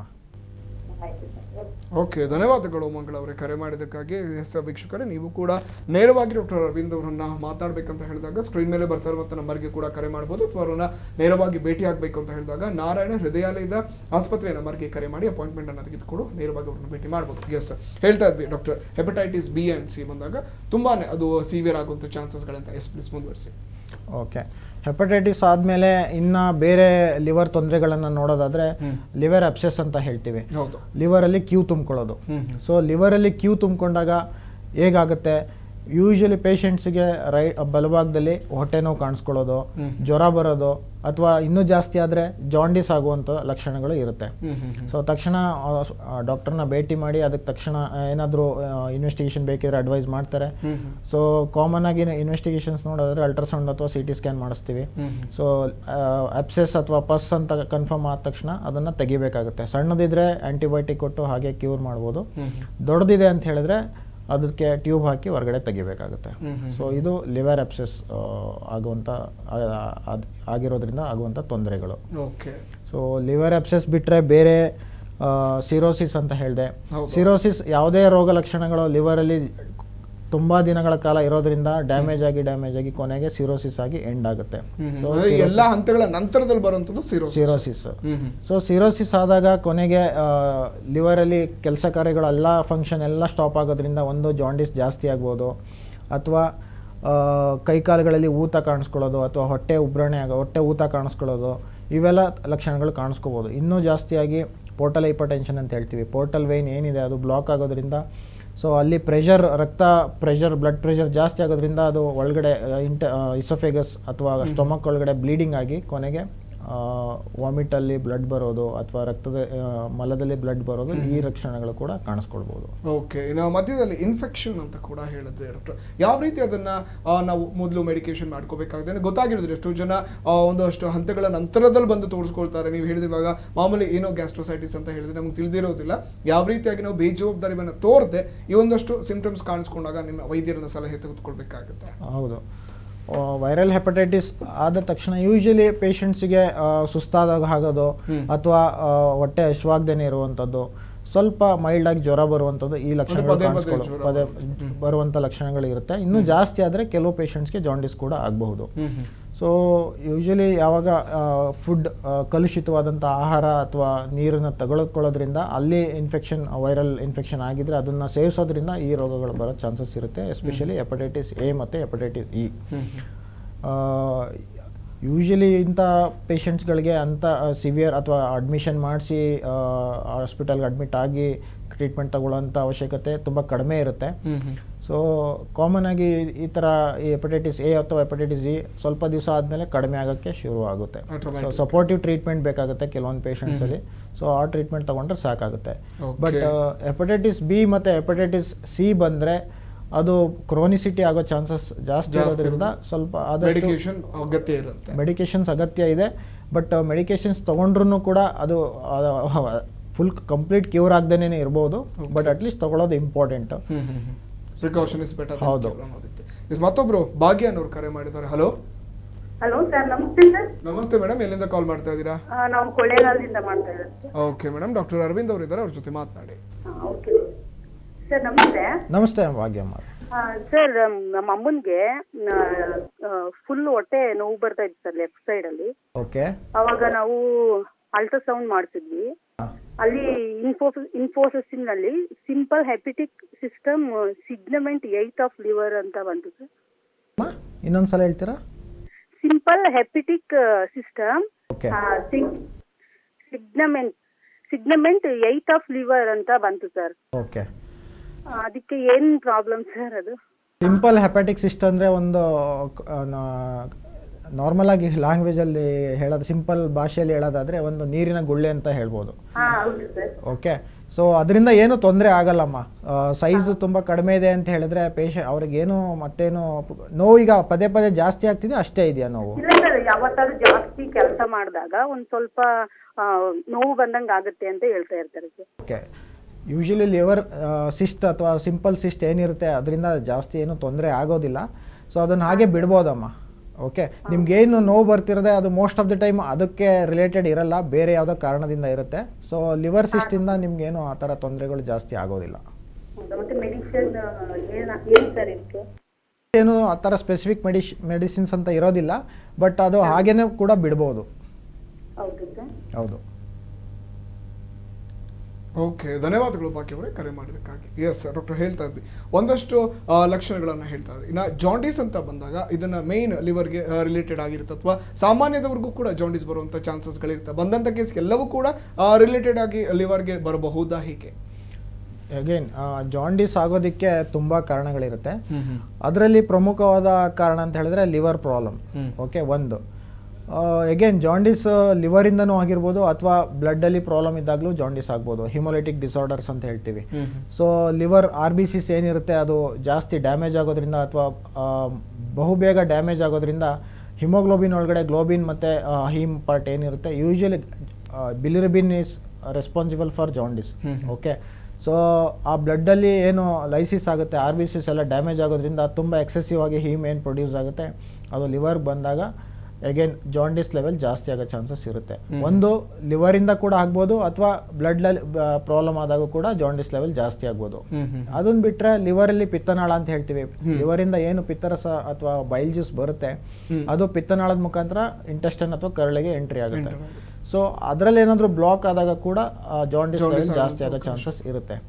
ಸೊ ಅದಕ್ಕೆ ಜಾಂಡೀಸ್ ಬಂದ ತಕ್ಷಣ ಬರೀ ಲಿವರ್ ಪ್ರಾಬ್ಲಮ್ ಅಂತ ಅಷ್ಟೇ ಅಲ್ಲ, ಜಾಂಡೀಸ್ ಬರೋದಕ್ಕೆ ಹಲವಾರು ಕಾರಣಗಳಿರುತ್ತೆ. ಅದಕ್ಕೆ ಯಾವ ಕಾರಣ ಅಥವಾ ಏನು ಅಂತ ಸ್ಪೆಸಿಫಿಕ್ ಆಗಿ ನೋಡೋದಕ್ಕೆ ಒಂದಷ್ಟು ಟೆಸ್ಟ್ಗಳು ಬೇಕಾಗುತ್ತೆ. ಅದನ್ನ ಮಾಡಿಕೊಂಡು ಓಕೆ ಈ ಥರ ಇದರಿಂದ ಬರ್ತಾ ಇದೆ ಅನ್ನೋದು ಡಯಾಗ್ನೋಸಿಸ್ ಮಾಡಿದ್ಮೇಲೆ ಅದಕ್ಕೆ ಸ್ಪೆಸಿಫಿಕ್ ಟ್ರೀಟ್ಮೆಂಟ್ ತೊಗೊಂಡ್ರೆ ಜಾಂಡೀಸ್ ಲೆವೆಲ್ ಕಡಿಮೆ ಆಗುತ್ತೆ. ಓಕೆ, ಖಂಡಿತ ಡಾಕ್ಟರ್, ನಿಮ್ಮ ಜೊತೆ ನಾನು ಮತ್ತಷ್ಟು ಮಾತುಕತೆ ಮುಂದುವರಿಸ್ತೀನಿ ಚಿಕ್ಕ ವಿರಾಮದ ನಂತರ.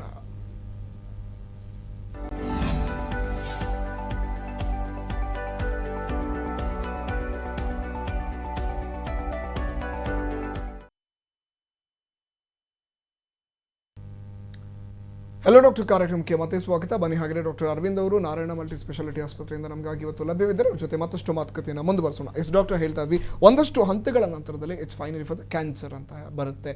ಅದು ಯಾವ ರೀತಿಯಾಗಿ ಅದನ್ನು ಟರ್ನ್ ತಗೊಳ್ತೇವೆ ಅನ್ನೋದು ತುಂಬಾ ಕಷ್ಟವಾಗಿರುತ್ತೆ. ಸೊ ಈ ಒಂದು ಲಿವರ್ ಕ್ಯಾನ್ಸರ್ ಬಗ್ಗೆ ಏನು ಹೇಳ್ತೀರಾ? ನಾನು ಹೇಳಿದಾಗೆ ಮುಂಚೆ ಕ್ಯಾನ್ಸರ್ ಯಾವುದೇ ಸಿರೋಸಿಸ್ ಯಾವುದೇ ಕಾರಣದಿಂದ ಬಂದಿದ್ರು ಕೂಡ cirrhosis is a risk factor for cancer ಅಂತ ಹೇಳ್ಬೋದು. ಲಿವರ್ ಕ್ಯಾನ್ಸರ್ ಅಥವಾ ಹೆಪಟೋಸೆಲ್ಯುಲರ್ ಕ್ಯಾನ್ಸರ್ ಅಂತ ಹೇಳ್ತೀವಿ. ಸೊ ಸಿರೋಸಿಸ್ ಆಗಿದೆ ಅಂತ ಹೇಳಿದ್ರೆ ಆ ಪೇಷಂಟ್ಗಳು ಆದಷ್ಟು ಸ್ಕ್ರೀನಿಂಗ್ ಮಾಡಿಸ್ಕೊಳ್ಳೋದ್ರಿಂದ ಕ್ಯಾನ್ಸರ್ ಆಗುವಂಥ ಅರ್ಲಿ ಸ್ಟೇಜಸಲ್ಲೇ ಕಂಡುಹಿಡ್ಕೊಂಡು ಅದಕ್ಕೆ ಟ್ರೀಟ್ಮೆಂಟನ್ನು ಪಡೆದುಕೊಳ್ಬೋದು. ಯಾಕೆಂದರೆ ಮೆಜಾರಿಟಿ 90% ಕ್ಯಾನ್ಸರ್ಸ್ ಆಗೋದು ಸಿರೋಸಿಸ್ ಯಾರಿಗಿರುತ್ತೆ ಅವ್ರಿಗೇನೆ. ಇನ್ನು 10% ವಿತೌಟ್ ಸಿರೋಸಿಸ್ ನಾರ್ಮಲ್ ಲಿವರಲ್ಲಿ ಆಗುವಂಥ ಚಾನ್ಸಸ್ ಇರುತ್ತೆ. ಬಟ್ ಹಾಗೆ ನೋಡಿದ್ರೆ ಮೆಜಾರಿಟಿ ಪೇಷಂಟ್ಸು ಸಿರೋಸಿಸಲ್ಲೇ ಆಗೋದ್ರಿಂದ ಯಾವ ಪೇಷಂಟ್ಸ್ಗೆ ಆಲ್ರೆಡಿ ಲಿವರ್ ಡ್ಯಾಮೇಜ್ ಆಗಿದೆ ಅಥವಾ ಸಿರೋಸಿಸ್ ಸ್ಟೇಜಲ್ಲಿದ್ದಾರೆ ಅಂಥವರು ಸ್ಕ್ರೀನಿಂಗ್ ಟೆಸ್ಟ್ಗಳನ್ನು ಮಾಡಿಸ್ಕೊಳ್ಳೋದ್ರ ಮುಖಾಂತರ ಸ್ವಲ್ಪದ್ರಲ್ಲೇ ಸಣ್ಣ ಇದ್ದಾಗಲೇ ಅಥವಾ ಅರ್ಲಿ ಸ್ಟೇಜಲ್ಲಿ ಇದ್ದಾಗಲೇ ಕ್ಯಾನ್ಸರ್ನ ಡಿಟೆಕ್ಟ್ ಮಾಡಿಕೊಂಡು ಅದಕ್ಕೆ ಟ್ರೀಟ್ಮೆಂಟನ್ನು ತಗೊಳ್ಬೋದು. ಅಕಸ್ಮಾತ್ ಏನಾದರೂ ಕೂಡ ಮಿಸ್ ಆದಲ್ಲಿ ತಿಳಿಯದೇ ಈ ರೀತಿಯಾದಂಥ ಒಂದಷ್ಟು ಅಭ್ಯಾಸಗಳು ಹೆಚ್ಚಾದಂಥ ಸಂದರ್ಭದಲ್ಲಿ ಅದು ಎಕ್ಸ್ಟ್ರೀಮ್ ಲೆವೆಲ್ಗೆ ಹೋಗುತ್ತೆ. ಫೈನಲ್ ಸ್ಟೇಜ್ ಬಂದಾಗ ಯಾವ ರೀತಿ ಅದಕ್ಕೆ ಅವಕಾಶಗಳು ಇರುತ್ತೆ? ಹೀಗೆ ಅಗೇನ್ ಕ್ಯಾನ್ಸರಲ್ಲೂ ಹಲವಾರು ಸ್ಟೇಜಸ್ಗಳಿದೆ. ಸೊ ಸ್ಟೇಜಸ್ ಕಡಿಮೆ ಇದ್ದಷ್ಟು ಪೇಷಂಟ್ಗೆ ಕ್ಯೂರ್ ಆಗೋ ಚಾನ್ಸಸ್ಸು ಅಥವಾ ಟ್ರೀಟ್ಮೆಂಟ್ ಆಗೋ ಚಾನ್ಸಸ್ ಜಾಸ್ತಿ ಇರುತ್ತೆ. ಸೊ ಸ್ಟೇಜಸ್ ಜಾಸ್ತಿ ಆದಮೇಲೆ ಆಪ್ಷನ್ಸ್ಗಳು ಕಡಿಮೆ ಆಗುತ್ತೆ. ಸೊ ಫೈನಲಿ ಏನೂ ಆಗಲಿಲ್ಲ ಅಂದರೆ ಕೊನೆಗೆ ಸಪೋರ್ಟಿವ್ ಟ್ರೀಟ್ಮೆಂಟ್ ಅಥವಾ ಪ್ಯಾಲಿಯೇಟಿವ್ ಕೇರ್ ಅಂತ ಹೇಳ್ತೀವಿ, ಅದಷ್ಟೇ ಮಾಡೋಕ್ಕಾಗೋದು. ಸೊ ಆದಷ್ಟು ಅರ್ಲಿ ಸ್ಟೇಜ್ ಇದೊಂದಕ್ಕೆ ಅಂತಲ್ಲ, ಲಿವರ್ ಅಂತ ಅಲ್ಲ, ಯಾವುದೇ ಕ್ಯಾನ್ಸರ್ ಆದರೂ ಕೂಡ ಅರ್ಲಿ ಸ್ಟೇಜಲ್ಲಿ ಟ್ರೀಟ್ಮೆಂಟ್ ತಗೊಳ್ಳೋದ್ರಿಂದ ಕ್ಯೂರ್ ಮಾಡೋ ಚಾನ್ಸಸ್ ಜಾಸ್ತಿ ಇರುತ್ತೆ. ಓಕೆ, ಇನ್ನು ಇವೆಲ್ಲ ಬಂದ ನಂತರದಲ್ಲಿ ನಮ್ಮ ಇತ್ತೀಚಿನ ಈ ಆಧುನಿಕ ಜೀವನ ಶೈಲಿ, ಕನ್ಸಂಪ್ಷನ್ ಆಫ್ ಆಲ್ಕೋಹಾಲ್ ಆಗಿ ಇರ್ಬೋದು, ಬೇರೆ ರೀತಿಯಾದಂಥ ಒಂದಷ್ಟು ನಮ್ಮ ಆರೋಗ್ಯಕ್ಕೆ ಬೇಡದಂಥ ವಸ್ತುಗಳನ್ನು ನಾವು ಇಂಟೇಕ್ ಮಾಡ್ತಿರೋದ್ರಿಂದ ಇವೆಲ್ಲದಕ್ಕೂ ಲೀಡ್ ಆಗ್ತಾ ಇದೆ. ಸೊ ಯಾವ ರೀತಿಯಾದಂಥ ಒಂದಷ್ಟು ಆಹಾರ ಪದ್ಧತಿಗಳಾಗಿರ್ಬೋದು, ಈ ಲಿವರ್ನ ಆರೋಗ್ಯ ಕಾಪಾಡಿಕೊಳ್ಳೋಕ್ಕೆ ಏನು ಒಂದು ಆಹಾರ ಪದ್ಧತಿ ಆಗಿರ್ಬೋದು, ಬೇರೆ ರೀತಿಯಾದಂಥ ಕ್ರಮಗಳನ್ನು ಪಾಲಿಸಬೇಕಾಗುತ್ತೆ? ಒಂದು ಸಮತೋಲನ ಆಹಾರ, ಎಸ್ಪೆಷಲಿ ಪೌಷ್ಟಿಕಾಂಶ ಆಹಾರ ಏನಿರುತ್ತೆ, ಸಮತೋಲನ ಆಹಾರ ಅಂದರೆ carbohydrates, proteins, fats, fibres, vitamins ಎಲ್ಲ ಒಂದು ಸಮತೋಲನವಾಗಿ ದಿವಸಕ್ಕೆ ಏನು ಬೇಕಿರುತ್ತೆ ಅಷ್ಟನ್ನು ತಗೊಳ್ಳೋದ್ರಿಂದ ಒಂದು ಆರೋಗ್ಯಕರವಾದ ಲಿವರನ್ನು ಹೊಂದ್ಬೋದು. ಮುಖ್ಯವಾಗಿ ನೋಡೋದಾದರೆ ಫ್ರೂಟ್ಸ್, ವೆಜಿಟೇಬಲ್ಸ್, ಹಣ್ಣು, ತರಕಾರಿ, ಸೊಪ್ಪುಗಳು ಆದಷ್ಟು ಜಾಸ್ತಿ ತಗೊಳ್ಳೋದ್ರಿಂದ ಅಥವಾ ಕಾಳುಗಳು ಈ ಥರ ಅಂಶಗಳನ್ನ ಜಾಸ್ತಿ ತಗೊಳ್ಳೋದ್ರಿಂದ ಲಿವರ್ ಡ್ಯಾಮೇಜ್ ಆಗೋದನ್ನ ಕಡಿಮೆ ಮಾಡ್ಕೋಬೋದು. ಆದಷ್ಟು ಕೊಬ್ಬಿನಂಶ ಇರುವಂಥ ಪದಾರ್ಥಗಳು ಅಥವಾ ಎಣ್ಣೆ ಪದಾರ್ಥಗಳು ಜಾಸ್ತಿ ಇರುವಂಥದ್ದು ಇಂಥವನ್ನ ಕಡಿಮೆ ಮಾಡಬೇಕು. ಆದಷ್ಟು ಸ್ಯಾಚುರೇಟೆಡ್ ಫ್ಯಾಟ್ಸ್ ಅಂತ ಹೇಳ್ತೀವಿ, ಅನಿಮಲ್ ಫ್ಯಾಟ್ಸ್, ಇಂಥವನ್ನ ಆದಷ್ಟು ಕಡಿಮೆ ಮಾಡೋದು ಒಳ್ಳೆಯದು. ಓಕೆ, ಇನ್ನು ಒಂದೆಡೆ ಈ ಆಲ್ಕೋಹಾಲ್ ಕನ್ಸಂಪ್ಷನ್ ಅಂತ ಬಂದಾಗ ಖಂಡಿತವಾಗ್ಲೂ ಲಿವರ್ ಡ್ಯಾಮೇಜ್ ಆಗೋಂಥದ್ದಾಗಿರ್ಬೋದು ಜಾಸ್ತಿ ಆಗುತ್ತೆ. ಸೊ ಇದಕ್ಕೆ ಯಾವ ರೀತಿಯಾದಂಥ ಮೆಷರ್ಸನ್ನು ನಾವು ಕೈಗೊಳ್ಳಬೇಕಾಗುತ್ತೆ? ಖಂಡಿತ ಆಲ್ಕೋಹಾಲ್ ಕುಡಿಯೋದ್ರಿಂದ ಲಿವರ್ಗೆ ಅಷ್ಟೇ ಅಲ್ಲ, ದೇಹದ ಎಲ್ಲ ಭಾಗಗಳಿಗೂ ಕೂಡ ಡ್ಯಾಮೇಜ್ ಆಗೋ ಚಾನ್ಸಸ್ ಇರುತ್ತೆ. ಬಟ್ ಮುಖ್ಯವಾಗಿ ಲಿವರ್ ಡ್ಯಾಮೇಜ್ ಆಗುತ್ತೆ ಅಂತ ಇದು ಎಲ್ಲರಿಗೂ ಗೊತ್ತು. ಚಿಕ್ಕ ಮಕ್ಕಳಿಂದ ಹಿಡಿದು ವಯಸ್ಸಾಗಿರುವಂಥ ಎಲ್ಲರಿಗೂ ಗೊತ್ತಿದೆ ಲಿವರ್ ಆಲ್ಕೋಹಾಲ್ ಕುಡಿಯೋದ್ರಿಂದ ಲಿವರ್ ಡ್ಯಾಮೇಜ್ ಆಗುತ್ತೆ ಅಂತ. ಬಟ್ ಹೇಳ್ತಾರೆ, ಬಟ್ ಕಂಟಿನ್ಯೂ ಹಾಗೆ ಮಾಡ್ತಿರ್ತಾರೆ, ಏನೂ ಆಗಲ್ಲ ನೋಡ್ಕೊಳ್ಳೋಣ ಬಂದಾಗ ಅಂಥೇಳಿ. ಬಟ್ ಅದಾದಮೇಲೆ ನೆಗ್ಲಿಜೆನ್ಸ್ ಮಾಡ್ತಾರೆ. ಕೊನೆ ಸ್ಟೇಜಲ್ಲಿ ಅದು ಲಿವರ್ ಏನು ಸಿರೋಟಿಕ್ ಸ್ಟೇಜ್ ಅಥವಾ ಕ್ಯಾನ್ಸರ್ ಸ್ಟೇಜ್ಗೆ ಏನು ಹೋಗುತ್ತೆ ಅವಾಗಷ್ಟೇ ಅವರಿಗೆ ಗೊತ್ತಾಗೋದು, ಓಕೆ ನಾವು ತಪ್ಪು ಮಾಡಿದ್ವಿ, ಮಾಡಬಾರ್ದಿತ್ತು ಅಂತ. ಸೊ ಆದಷ್ಟು ಆಲ್ಕೋಹಾಲ್ ಅಥವಾ ಸ್ಮೋಕಿಂಗ್ ಇನ್ನೊಂದು ಇಂಪಾರ್ಟೆಂಟ್ ಪ್ರಾಬ್ಲಮ್, ಅದನ್ನು ಆದಷ್ಟು ಅವಾಯ್ಡ್ ಮಾಡೋದು ಅಥವಾ ನಿಲ್ಲಿಸೋಕ್ಕೆ ಟ್ರೈ ಮಾಡೋದು ಭಾಳ ಒಂದು ಮುಖ್ಯವಾದಂಥ ಅಂಶ ಲಿವರ್ ಆರೋಗ್ಯವನ್ನು ಕಾಪಾಡ್ಕೊಳ್ಳೋದಕ್ಕೆ. ಇನ್ನು ಪ್ರಮುಖವಾಗಿ ಹೇಳಬೇಕಂದ್ರೆ ಹಿಂದೆ ಬ್ಲಡ್ ಡೊನೇಟ್ ಆಗಿರ್ಬೋದು, ಟ್ಯಾಟೂಯಿಂಗ್, ಒಂದಷ್ಟು ಮಾಹಿತಿಗಳನ್ನು ಕೂಡ ಹೇಳ್ತಾರೆ. ಸ್ಕ್ರೀನಿಂಗನ್ನು ಮಾಡದೆ ಡೊನೇಟ್ಗಳಾಗ್ತಾ ಇತ್ತು. ಅಂಥ ಸಂದರ್ಭದಲ್ಲಿ ಎಷ್ಟೋ ವರ್ಷಗಳ ನಂತರದಲ್ಲಿ ಇವಾಗಲೂ ಈ ರೀತಿ ಸಮಸ್ಯೆಗಳು ಕಾಣಿಸ್ಕೊಳ್ತಾ ಇದೆ. ಅದು ನಿಜನಾ ಡಾಕ್ಟರ್? ಹಾಗಿದ್ರೆ ಹೌದು, ಮುಖ್ಯವಾಗಿ ಹೆಪಟೈಟಿಸ್ ಸಿ ಮತ್ತು ಹೆಪಟೈಟಿಸ್ ಬಿ ಅಂತ ಏನು ಹೇಳಿದೆ, ಇವು ಕ್ರೋನಿಕ್ ಕಂಡೀಷನ್ಸ್. ಸೊ ಒಂದ್ಸಲ ಬಂದರೆ ಅದು ತುಂಬ ದಿವಸ ಇರುವಂಥದ್ದು, ತುಂಬ ದಿವಸ ಕಂಟಿನ್ಯೂಸ್ ಆಗಿ ಲಿವರ್ ಡ್ಯಾಮೇಜ್ ಆಗುವಂಥ ಚಾನ್ಸಸ್ ಜಾಸ್ತಿ ಇರುತ್ತೆ. ಸೊ ಏನಕ್ಕೆ ಹೆಪಟೈಟಿಸ್ ಬಿ, ಹೆಪಟೈಟಿಸ್ ಸಿ ಬರುತ್ತೆ ಅಂತ ನೋಡೋದಾದರೆ, ಸೊ ಎಸ್ಪೆಷಲಿ ಇಂಜೆಕ್ಷನ್ಸ್ ಮುಖಾಂತರ ಬರುವಂಥದ್ದು. ಈಗ ಡ್ರಗ್ ಅಡಿಕ್ಟ್ಸ್ ಇರ್ತಾರೆ, ಓಕೆ, ಅಸುರಕ್ಷಿತ ಇಂಜೆಕ್ಷನ್ಸು ಅಥವಾ ಸಿರಿಂಜ್ ಯೂಸ್ ಮಾಡೋದು, ಬೇರೆಯವ್ರು ಯೂಸ್ ಮಾಡಿರುವಂಥ ಸಿರಿಂಜ್ ಯೂಸ್ ಮಾಡೋದು, ಅವ್ರಿಗೆ ಹೆಪಟೈಟಿಸ್ ಇತ್ತು ಅದನ್ನೇ ಸೇಮ್ ಸಿರಿಂಜು ಅಥವಾ ನೀಡಲ್ ಯೂಸ್ ಮಾಡೋದ್ರಿಂದ ಬರುವಂಥ ಚಾನ್ಸಸ್ ಜಾಸ್ತಿ ಇರುತ್ತೆ. ಸೊ ಎಗೈನ್ ಹಾಗೆ ನೋಡೋದಾದರೆ ಬ್ಲಡ್ ಟ್ರಾನ್ಸ್ಫ್ಯೂಷನ್. ಸೊ ಬ್ಲಡ್ ತೊಗೊಂಡಾಗ ಇನ್ಫೆಕ್ಟೆಡ್ ಬ್ಲಡ್ ಇದ್ದರೆ ಹೆಪಟೈಟಿಸ್ ಬಿ, ಹೆಪಟೈಟಿಸ್ ಸಿ ಇದ್ದರೆ ಅದರಿಂದ ಬರೋ ಚಾನ್ಸಸ್ ಇರುತ್ತೆ. ಬಟ್ ಈಗಿನ ಕಾಲದಲ್ಲಿ ಎಲ್ಲ ಬ್ಲಡ್ ಬ್ಯಾಂಕಲ್ಲಿ ಏನು ಮಾಡ್ತಾರೆ ಅಂದರೆ ಎಲ್ಲದಕ್ಕೂ ಸ್ಕ್ರೀನಿಂಗ್ ಮಾಡೇ ಕಳಿಸೋದು. Especially hepatitis B, hepatitis C ಈಗ ರುಟೀನಾಗಿ ಸ್ಕ್ರೀನ್ ಮಾಡೋದ್ರಿಂದ ಆ ಚಾನ್ಸಸ್ ಕಡಿಮೆ ಆಗಿದೆ. ಬಟ್ ಮುಂಚೆ ಏನು ಅವಾಗ ರುಟೀನ್ ಸ್ಕ್ರೀನಿಂಗ್ ಏನು ಮಾಡ್ತಾ ಇರಲಿಲ್ಲ ನಾವು, ಒಂದು 1980s ಅಥವಾ 1970s ಸೊ ಆ ಟೈಮಲ್ಲಿ ಏನಾದರೂ ಬ್ಲಡ್ ತೊಗೊಂಡಿರೋರು ಅವಾಗ ಏನಾದರೂ ಹೆಪಟೈಟಿಸ್ ಸಿ ಅಥವಾ ಹೆಪಟೈಟಿಸ್ ಬಿ ಇನ್ಫೆಕ್ಷನ್ ಆಗಿದ್ರೆ ಒಂದು 30-40 ಇಯರ್ಸ್ ಆದಮೇಲೆ ಇವಾಗ ಸಿರೋಸಿಸ್ ಆಗಿ ಕಾಣಿಸ್ಕೊಳ್ಳುವಂಥ ಚಾನ್ಸಸ್ ಕೂಡ ಇರುತ್ತೆ. ಅದನ್ನ ನಾವು ನೆಗ್ಲೆಕ್ಟ್ ಮಾಡೋಕ್ಕಾಗಲ್ಲ. ಸೊ ಸಿರೋಸಿಸ್ ಆಗಿದೆ ಅಥವಾ ಲಿವರ್ ಡ್ಯಾಮೇಜ್ ಆಗಕ್ಕೆ ಶುರು ಆಗಿದೆ ಅಂತ ಹೇಳಿದ್ಮೇಲೆ ಕೇರ್ಫುಲ್ ಆಗಿರಬೇಕು. ಆದಷ್ಟು ವೈದ್ಯರನ್ನು ಭೇಟಿ ಮಾಡಿ ಹೇಗೆ ಅದನ್ನು ಮುನ್ನೆಚ್ಚರಿಕೆ ಕ್ರಮವನ್ನು ವಹಿಸಬೇಕು ಅಥವಾ ಸ್ಕ್ರೀನಿಂಗ್ ಟೆಸ್ಟ್ ಅಂತ ಏನು ಹೇಳ್ತೀವಿ ಅದನ್ನು ಹೇಗೆ ಮಾಡಿಸ್ಕೋಬೇಕು, ಯಾವಾಗ ಮಾಡಿಸ್ಕೋಬೇಕು, ಅದನ್ನೆಲ್ಲ ಮಾಡೋದ್ರಿಂದ ಅಟ್ಲೀಸ್ಟ್ ಮುಂದೆ ಆಗುವಂಥ ತೊಂದರೆಗಳಿಂದ ಸ್ವಲ್ಪ ತಪ್ಪಿಸ್ಕೊಳ್ಬೋದು. ಓಕೆ, ಒಂದಷ್ಟು ರಾಂಗ್ ಮೆಡಿಕೇಶನ್ಗಳನ್ನು ಸೆಲ್ಫ್ ಆಗಿ ನಾವೇ ತೆಗೆದುಕೊಳ್ಳೋದ್ರಿಂದಲೂ ಕೂಡ ಲಿವರ್ ಡ್ಯಾಮೇಜ್ ಆಗುವಂಥ ಚಾನ್ಸಸ್ಗಳಿರುತ್ತೆ ಅಂತ ಕೂಡ ಹೇಳಿದ್ವಿ. ಅದ್ರ ಬಗ್ಗೆ ಜಾಗೃತಿ ಮೂಡಿಸುತ್ತದೆ ಏನು ಹೇಳ್ತೀರಾ ವೀಕ್ಷಕರಿಗೆ? ಹೌದು, ಕೆಲವೊಂದು ಮೆಡಿಕೇಶನ್ಸ್ ನೋಡೋದಾದರೆ ಪ್ಯಾರಾಸಿಟಮಾಲ್ ಎಲ್ಲ ಕಡೆನೂ ಸಿಗುತ್ತೆ, ಎಲ್ಲರೂ ಯೂಸ್ ಮಾಡ್ತೀವಿ. ಡೋಲೋ ಅಂತ ಹೇಳಿ ಎಷ್ಟೊಂದು ಬ್ರ್ಯಾಂಡ್ ನೇಮ್ಸ್ ಇದೆ, Crocin, Dolo. So chemical name is paracetamol. ಯಾರು ಕೇಳಿದ್ರು ಈಗ ಎಲ್ಲರಿಗೂ ಗೊತ್ತದು ಪ್ಯಾರಾಸಿಟಮಾಲ್. ಈಗ ಜ್ವರ ಬಂದರೆ ಅಥವಾ ಮೈಕೈ ನೋವು ಬಂದರೆ ಪ್ಯಾರಾಸಿಟಮಾಲ್ ತಗೋಬೇಕು ಅಂತ. ಓಕೆ, ಕಾಮನ್ ಆಗಿ ಎಲ್ಲ ಕಡೆ ಸಿಗುವಂಥ ಡ್ರಗ್. ಬಟ್ ಅಗೈನ್ ಇಂಪಾರ್ಟೆಂಟ್ ಅಂತ ಹೇಳಿದ್ರೆ ಎಕ್ಸೆಸಿವ್ ಕನ್ಸಂಪ್ಷನ್ ಆಫ್ ಪ್ಯಾರಾಸಿಟಮಾಲ್. ತುಂಬ ಜಾಸ್ತಿ ಒಂದೇ ದಿವಸದಲ್ಲಿ ಸುಮಾರು ಗುಳಿಗೆಗಳನ್ನು ತೊಗೊಂಡ್ಬಿಡೋದು, ಆ ಥರ ಆದಾಗ ಕೆಲವೊಂದು ಸಲ ಏನಾಗುತ್ತೆ, ಲಿವರ್ ಸಿವಿಯರ್ ಆಗಿ ಡ್ಯಾಮೇಜ್ ಆಗಿ ಅಕ್ಯೂಟ್ ಲಿವರ್ ಫೇಲ್ಯೂರ್ ಅಂತ ಹೇಳ್ತೀವಿ. ಸೊ ವಾಪಸ್ ಆಗದೆ ಇರುವಂಥ ಸ್ಟೇಜ್ಗೂ ಕೂಡ ಹೋಗ್ಬೋದು. ಇನ್ನೇನು ಆಪ್ಷನ್ನೇ ಇಲ್ಲ, ಫೈನಲಿ ಲಿವರ್ ಟ್ರಾನ್ಸ್ಪ್ಲಾಂಟೇಷನ್ ಬೇಕು. ಸೊ ಆ ಥರ ಕೂಡ ಒಂದು ಸೀರಿಯಸ್ ಕಂಡೀಷನ್ ಆಗೋ ಚಾನ್ಸಸ್ ಇರುತ್ತೆ.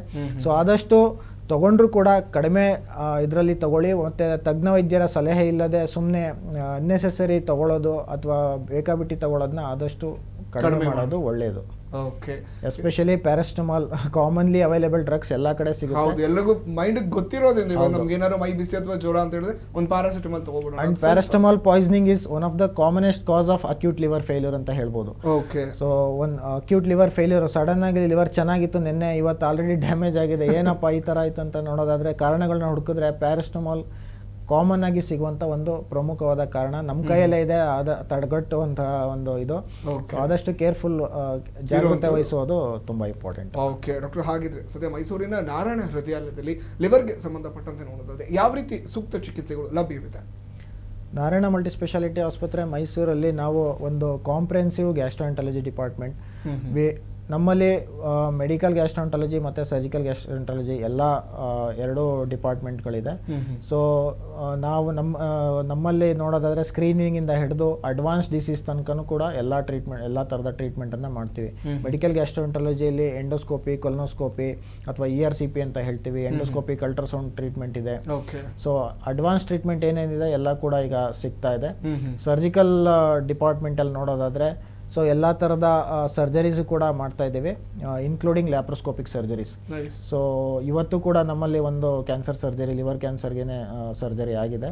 ಸೊ ಲಿವರ್ ಎಲ್ಲ ಥರದ ಕ್ಯಾನ್ಸರ್ ಟ್ರೀಟ್ಮೆಂಟು ಅಥವಾ ಬೇರೆ ಏನೇ ಅಬ್ಸೆಸ್ ಅಂತ ಹೇಳಿದೆ, ಹೆಪಟೈಟಿಸ್ ಅಂತ ಹೇಳಿದೆ, ಎಲ್ಲ ಥರದ ತೊಂದರೆಗಳಿಗೂ ಕೂಡ ಟ್ರೀಟ್ಮೆಂಟ್ ಲಭ್ಯ ಇದೆ.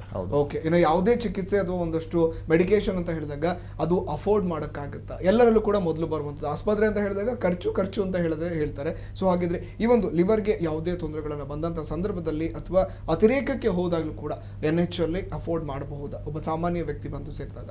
ಖಂಡಿತ, ಯಾಕೆಂದರೆ ಎಷ್ಟೊಂದು ಸ್ಕೀಮ್ಗಳು ಕೂಡ ಇದೆ. ಇವನ್ BPL ಪೇಷಂಟ್ಸ್ಗಳು ಬಂದು ಆಪರೇಷನ್ ಕ್ಯಾನ್ಸರ್ ಟ್ರೀಟ್ಮೆಂಟ್ ತೊಗೊಂಡು ಹೋಗ್ತಾ ಇದ್ದಾರೆ, ಆಗಲೇ ಹೋಗಿದ್ದಾರೆ ಅಥವಾ ಇನ್ನೂ ಮುಂದೆ ಬರ್ತಾರೆ ಸುಮಾರು ಜನ. ಸೊ ಎಲ್ಲ ಥರದ ಪೇಷಂಟ್ಗಳಿಗೂ ಕೂಡ ಟ್ರೀಟ್ಮೆಂಟ್ ಲಭ್ಯವಿದೆ ಅಂತ ಹೇಳ್ಬೋದು. ಅಂದರೆ ಗೌರ್ಮೆಂಟ್ ಕೆಲ ಸ್ಕೀಮ್ಸ್ಗಳು ಕೂಡ ಇಲ್ಲಿ ಇಂಪ್ಲಿಮೆಂಟ್ ಆಗ್ತಾ ಇದೆ ಅಂತ ಹೇಳ್ಬೋದು. ಎಸ್ಪೆಷಲಿ ಕ್ಯಾನ್ಸರ್ ಪೇಷಂಟ್ಸ್ಗೆ ಗೌರ್ಮೆಂಟ್ ಸ್ಕೀಮಲ್ಲಿ ತುಂಬ ಜನ ಬಂದು ಟ್ರೀಟ್ಮೆಂಟ್ ತೊಗೊಂಡು ಹೋಗಿದ್ದಾರೆ ಆಲ್ರೆಡಿ. ಎಸ್, ಹಾಗಿದ್ರೆ ಈ ವಾರದ ಒಂದು ಲಿವರ್ ಏನು ನಾವು ಅವೇರ್ನೆಸ್ ಅನ್ನು ಮೂಡಿಸ್ತಾ ಇದ್ವಿ, ಅದರಲ್ಲಿ ನಮ್ಮ ವೀಕ್ಷಕರಿಗೆ ಕೊನೆಯದಾಗಿ ಹೇಳೋದು ಏನು ಹೇಳ್ತೀರಾ ಡಾಕ್ಟರ್? ಓಕೆ, ಲಿವರ್ ಒಂದು ಇಂಪಾರ್ಟೆಂಟ್ ಪ್ರಮುಖವಾಗಿ ಬೇಕಾದಂಥ ಒಂದು ಅಂಗ ನಮ್ಮ ದೇಹದಲ್ಲಿ. ಸೊ ಅತ್ಯಂತ ಕ್ಲಿಷ್ಟಕರವಾದಂಥ ಅನೇಕ ಸಂಕೀರ್ಣ ಕೆಲಸಗಳನ್ನು ನಿರ್ವಹಿಸುತ್ತದೆ. ಸೊ ಇದರ ಬಗ್ಗೆ ನಿರ್ಲಕ್ಷ್ಯ ಮಾಡೋದು ಬೇಡ. ಸೊ ಮುನ್ನೆಚ್ಚರಿಕೆ ಕ್ರಮವನ್ನು ವಹಿಸೋಣ ಹಾಗೂ ಅದರಿಂದ ಆಗುವಂಥ ತೊಂದರೆಗಳಿಂದ ತಪ್ಪಿಸ್ಕೊಳ್ಳೋಣ ಅಂತ ಹೇಳ್ತಾ ಸೊ ಇವತ್ತಿನ ಕಾರ್ಯಕ್ರಮವನ್ನು ಮುಗಿಸ್ಬೋದು. Thank you so much doctor Arvind. ಬಿಡುವಿಲ್ಲದ ಸಮಯದಲ್ಲೂ ಕೂಡ ಈ ಒಂದು ಕೊರೋನಾ ಪ್ಯಾಂಡಮಿಕ್ ಅಲ್ಲೂ ಕೂಡ ಆಗಮಿಸಿ ಲಿವರ್ನ ಕುರಿತಾಗಿ ಅದೆಷ್ಟೋ ಜನರ ಸಮಸ್ಯೆಗಳಿಗೆ ಉತ್ತರವನ್ನು ನೀಡುವಲ್ಲಿ ಜೊತೆಗೆ ಜಾಗೃತಿಯನ್ನು ಮೂಡಿಸುವಲ್ಲಿ ನಮ್ಮೊಂದಿಗೆ ಕೈ ಜೋಡಿಸಿದ್ರಿ. Thank you so much. Yes, ನೋಡೋದಲ್ಲ ವೀಕ್ಷಕರೇ, ಒಟ್ಟಾರೆಯಾಗಿ ಲಿವರ್ ಎಷ್ಟು ಪ್ರಮುಖವಾದಂಥ ಒಂದು ಅಂಗ, ಅದನ್ನು ಯಾವ ರೀತಿಯಾಗಿ ಸುರಕ್ಷತೆಯಿಂದ ನಾವು ಕಾಪಾಡಿಕೊಳ್ಬೇಕಾಗುತ್ತೆ. ಯಾಕಂದರೆ ಬೇಕಾಬಿಟ್ಟಿ ಆರೋಗ್ಯವನ್ನು ಟೇಕನ್ ಫಾರ್ ಗ್ರಾಂಟೆಡ್ ಅಂತ ಮಾಡ್ಕೊಂಡಾಗ ಖಂಡಿತ ಒಂದಲ್ಲ ಒಂದು ರೀತಿಯಲ್ಲಿ ಆರೋಗ್ಯ ಸಮಸ್ಯೆಗೆ ನಾವು ತುತ್ತಾಗ್ತಾ ಇರ್ತೀವಿ. ಇದರ ಬದಲಾಗಿ ಒಂದಷ್ಟು ಆರೋಗ್ಯಯುತ ಸಮಾಜಕ್ಕೆ ನಮ್ಮ ಕೊಡುಗೆ ಏನು ಅನ್ನೋದನ್ನು ಕೂಡ ನಾವು ಗಮನದಲ್ಲಿ ಇಟ್ಕೊಂಡಂಥ ಸಂದರ್ಭದಲ್ಲಿ ದಿನನಿತ್ಯ ವ್ಯಾಯಾಮ ಆಗಿರ್ಬೋದು, ಉತ್ತಮ ಪ್ರೋಟೀನ್ಸ್, ವೈಟಮಿನ್ಸ್ ಇರುವಂಥ ಆಹಾರಗಳ ಸೇವನೆ, ಜೊತೆಗೆ ಬೇಡದ ಒಂದಷ್ಟು ಜಂಕ್ ಫುಡ್ಸ್ಗಳಾಗಿರ್ಬೋದು, ಈ ರೀತಿಯಾದಂಥ ಆಲ್ಕೋಹಾಲಿಕ್ ಕನ್ಸಂಪ್ಷನ್ ಇವೆಲ್ಲವನ್ನ ಕೂಡ ಇತಿಮಿತಿಯಲ್ಲಿ ಮಾಡುವ ಮೂಲಕ ನಮ್ಮ ಆರೋಗ್ಯವನ್ನು ಮತ್ತಷ್ಟು ನಾವು ನಮ್ಮ ಕೈಯಲ್ಲಿ ಇಟ್ಕೊಳ್ಬೋದು. ಇನ್ಸ್ಟೆಡ್ ಏನಂದರೆ ಆಸ್ಪತ್ರೆಗೆ ಬೇರೆ ರೀತಿಯಲ್ಲಿ ಖರ್ಚು ಮಾಡೋ ಬದಲಾಗಿ ನಿಮ್ಮ ಆರೋಗ್ಯವನ್ನು ಮನೆಯಲ್ಲೇ ಕಾಪಾಡಿಕೊಳ್ಳಿ. ಜೊತೆಗೆ ಲಿವರ್ಗೆ ಸಂಬಂಧಪಟ್ಟಂಥ ಯಾವುದೇ ರೀತಿಯಾದಂಥ ಆರೋಗ್ಯ ಸಮಸ್ಯೆಗಳಿದ್ರೂ ಕೂಡ ಮೈಸೂರಿನ ಪ್ರತಿಷ್ಠಿತ ಆಸ್ಪತ್ರೆಗಳಲ್ಲಿ ಒಂದಾದಂಥ ನಾರಾಯಣ ಮಲ್ಟಿ ಸ್ಪೆಷಾಲಿಟಿ ಆಸ್ಪತ್ರೆಯಲ್ಲೂ ಕೂಡ ನೀವು ಸೂಕ್ತ ಚಿಕಿತ್ಸೆಯನ್ನು ಪಡೆದುಕೊಳ್ಳಿ ಅಂತ ಹೇಳ್ತಾ ಕಾರ್ಯಕ್ರಮವನ್ನು ಮುಗಿಸ್ತಾ ಇದ್ದೀವಿ. ಸದ್ಯ ಇಲ್ಲಿವರೆಗೂ ಕೂಡ ಡಾಕ್ಟರ್ ಅರವಿಂದ್ ಅವರು ಕೂಡ ನಮ್ಮೊಂದಿಗೆ ಜಾಯ್ನ್ ಆಗಿದ್ರು. Thank you so much doctor ಬಂದಿದ್ದಕ್ಕಾಗಿ. ಎಸ್, ಇದೀಗ ಕಾರ್ಯಕ್ರಮವನ್ನು ನಾವು ಕೂಡ ಮುಗಿಸ್ತಾ ಇರೋದ್ರಿಂದ ಸ್ಟುಡಿಯೋದಿಂದ ಹೊರ ತೆರಳ್ತಾ ಇದ್ವಿ. ನಾವು ಕೂಡ ಮಾಸ್ಕ್ ಅನ್ನು ಧರಿಸ್ತಾ ಇದ್ದೀವಿ. ನೀವು ಕೂಡ ಮಾಸ್ಕ್ ಅನ್ನು ಧರಿಸಿ ಸಾಮಾಜಿಕ ಅಂತರವನ್ನ ಕಾಪಾಡಿಕೊಳ್ಳಿ. ಸರ್ಕಾರದ ಕೋವಿಡ್-19 ನಿಯಮಾವಳಿಗಳನ್ನ ಕಟ್ಟುನಿಟ್ಟಾಗಿ ಪಾಲನೆ ಮಾಡುವ ಮೂಲಕ ಸರ್ಕಾರದೊಂದಿಗೆ ನಮ್ಮ ರಾಜ್ಯವನ್ನ ಕೊರೋನಾ ಮುಕ್ತವಾಗುವಲ್ಲಿ ಸಹಕರಿಸಿ. ಇದಾಗಿತ್ತು ಹೊತ್ತಿನ ವಿಶೇಷ. ನೋಡ್ತಾ ಇರಿ STL TV, ಸದಾ ನಿಮ್ಮೊಂದಿಗೆ.